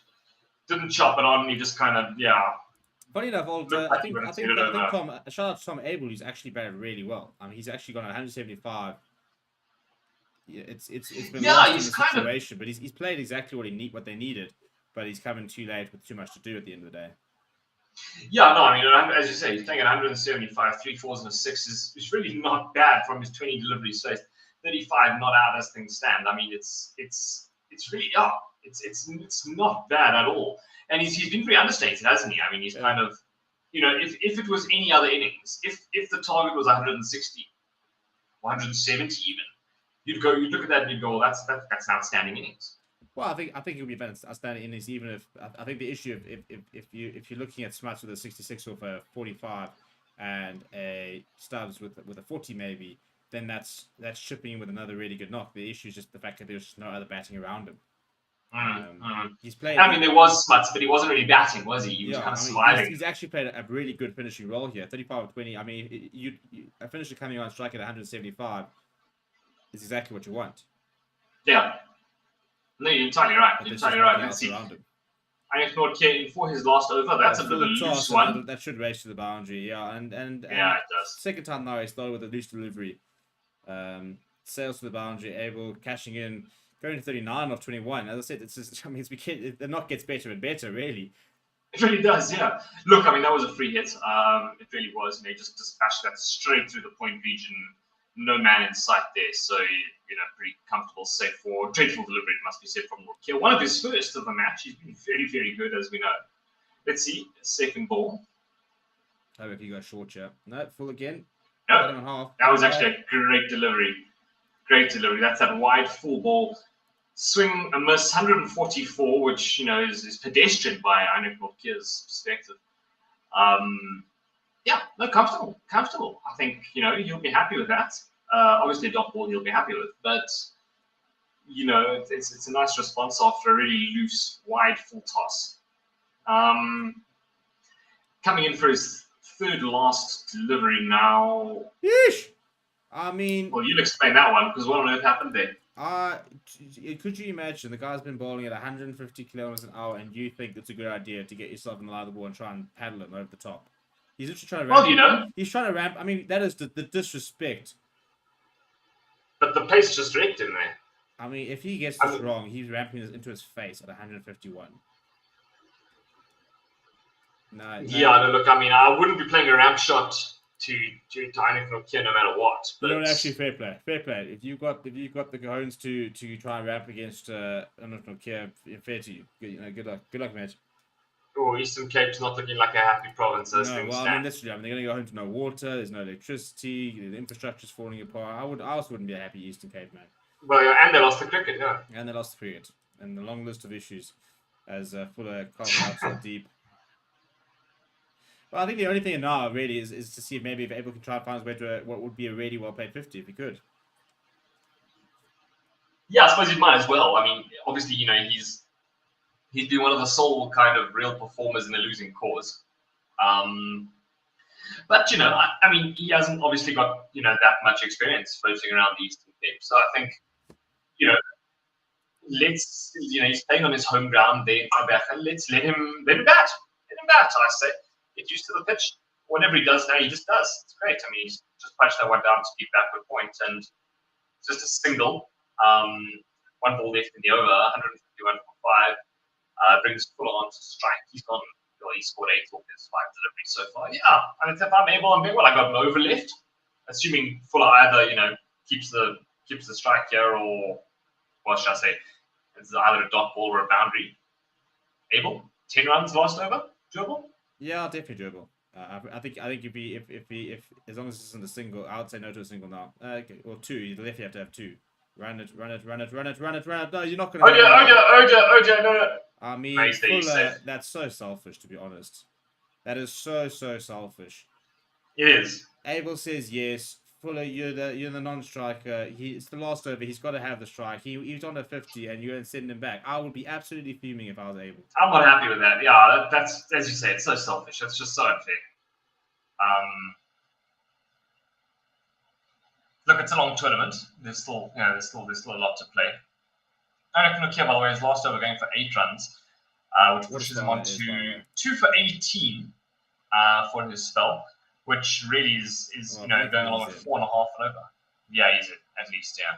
But really, he should have been facing the last over. Yeah, no, I don't like that at all. But as you say, shout out to Irish Nokia, 4 overs, 2 for 18, 1 maiden wicket over, in fact. 15 dot balls from his 4 overs. That's good going, isn't it?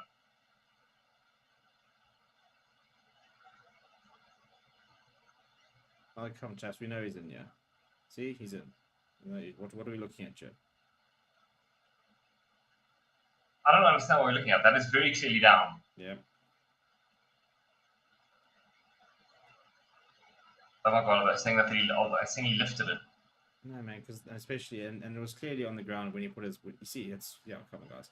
As soon as it's grounded behind the line, you don't have, even if it lifts up, you don't have to check anymore, chaps. That could have been. We've seen a couple of umpiring calls here that have been a bit dodgy. The last game, taking so long. Why are they taking so long? I mean, chaps, it's 10 to 10. We can't. Yeah, lighties have school in the morning. Yeah. There we go, 152 for 5. Last over, Fuller to face. We've yet to see who's going to be the new man to come in and bowl the last over. I mean, you have to say Dwayne Parnell, right? Dwayne Parnell, yeah. I mean, he's only used 5 bowlers, so he'll have to finish. Well, it's a full toss, and Fuller has capitalised, to be fair to him. It's a dreadful delivery. Oh, it's been put down again. Look, I mean, this is an indication of South Africa's cricket at the moment. Not even our fans can take this, the catches, but there we are. Hey, the 2 catches in 2 days is not too shabby. 3 days, my man, 3 days. Well, the one was yesterday. Okay, well, yeah, fine. Yeah. Was it? Yeah. Yeah, because yesterday's match, it was. It was down Durban. Oh, no one even got close to a hand there. Now they're checking for the no ball. I don't think so. I don't know. I mean, that's right at the tail end of the bat when he connects it. That's not no so ball. It'll be fine. Right, Fuller, what has he got? He'll carve it out. He's got a very sort of going back for 2. Pretty comfortable 2 in the end. I suppose if the Pretoria Capitals, you're going, well, let them do what they want, honestly. The bonus point's gone. Now, to be fair, now it's practice session. Now it's about Parnell saying, right, what 4 balls do I want to bowl, and then going and nailing those 4 balls. That's what he has to be doing. Yeah, I know you're entirely right. Well, let's see. Here we go. 3rd ball of the over. You went for the Yorker on the stumps, but a little bit shorter than that. comfortably sent away for another 2, which moves the Sunrisers on to 162 for 5. But you have to say, I mean, 162 is not a dreadful showing with the bat in hand, right? And what you do have to say is that cameo from Parnell, looking at it now. Are we on that again now? Well, it is. It's that extra 29 runs. Has definitely. Oh, that one's gone straight up almost in the air. Let's see it. It does fall safely though. They'll take another safe 2 there. Yeah, no, I mean, obviously, I'll take the chirps, but yeah, it was that little bit of explosion that they needed just to take the thing out of reach. Yeah, I mean, you take away like 20 runs from that innings, for example, and it's 174 you're chasing. Yeah, then I mean, even now, with 2 balls in hand, it's doable. Yeah. So, yeah, no, it was that late cameo. It really was. I still will maintain my statement, but of course, when the man's the player of the tournament, then you all can laugh at me even more. Yeah. That's fine. I mean, I'm used to it. So there we are. And let's see, second last ball. Bangs in the Yorker. Fuller goes out wide. It does dissect the fielders. Putting in a dive later in the evening, so it does find. No, they didn't want to dirty their clothes. And Fuller actually is almost as called his way to a little bit of a cameo at the moment. Still, I have to believe he should have left some deliveries for Tom Abel there. 40 not out of 24. You have to feel for him. Yeah, I could have had a 50, but I suppose he's also going to get a not out, which is going to help the stats a lot. Right. Look, I mean, James Fuller's going along at 230 almost as a strike rate. Let's see, last ball. Just cards it out. That should just be a 1. Bashed away. That should come back just for be the the second. 1. And they do. They do indeed. They will get to 170, 24 runs shy. A very impressive evening by the Victoria Capitals with both bat and ball. Yeah, I think there was those standout performances, which we'll get to now in the match wrap. But yeah, it was a good all round performance. I mean, it ends up giving the men from Pretoria, from the capital, a healthy 24, 23 run win. 23 run win. There we go. We see it up on screen now. Yeah, I think they'll be happy with that. They'll be happy with their performance. They did the job with the bat. Full Salt in the end, understated with a 77 or 47, 163 strike rate, 164 strike rate. As we discussed, there's that Wayne Parnell thing towards the end. With the ball in hand, I don't know what more can be said about him. Not a bad spell from Wayne Parnell and Ethan Bosch as well, going 38 and 27 respectively. Yeah, all in all, not a bad innings, I'd say. Well, not a bad evening, I'd say. Yeah, and a third game, yeah, and lots of runs and some nice knocks. He said good for the fans to see. So another good evening of product. But everybody, let's stay with us to what's been quite a late one. Thank you very much. Please do smash like and please do subscribe to the channel on the way out. We will be live again tomorrow as the JSK take on the Durban Super Giants down in Durban. In the evening, it'll be MI Cape Town. Sorry, it is the Joseph King taking on Park Royals. MI Cape Town taking on, I think it's the Super Giants in the evening. Thank you very much, Matt. We will see you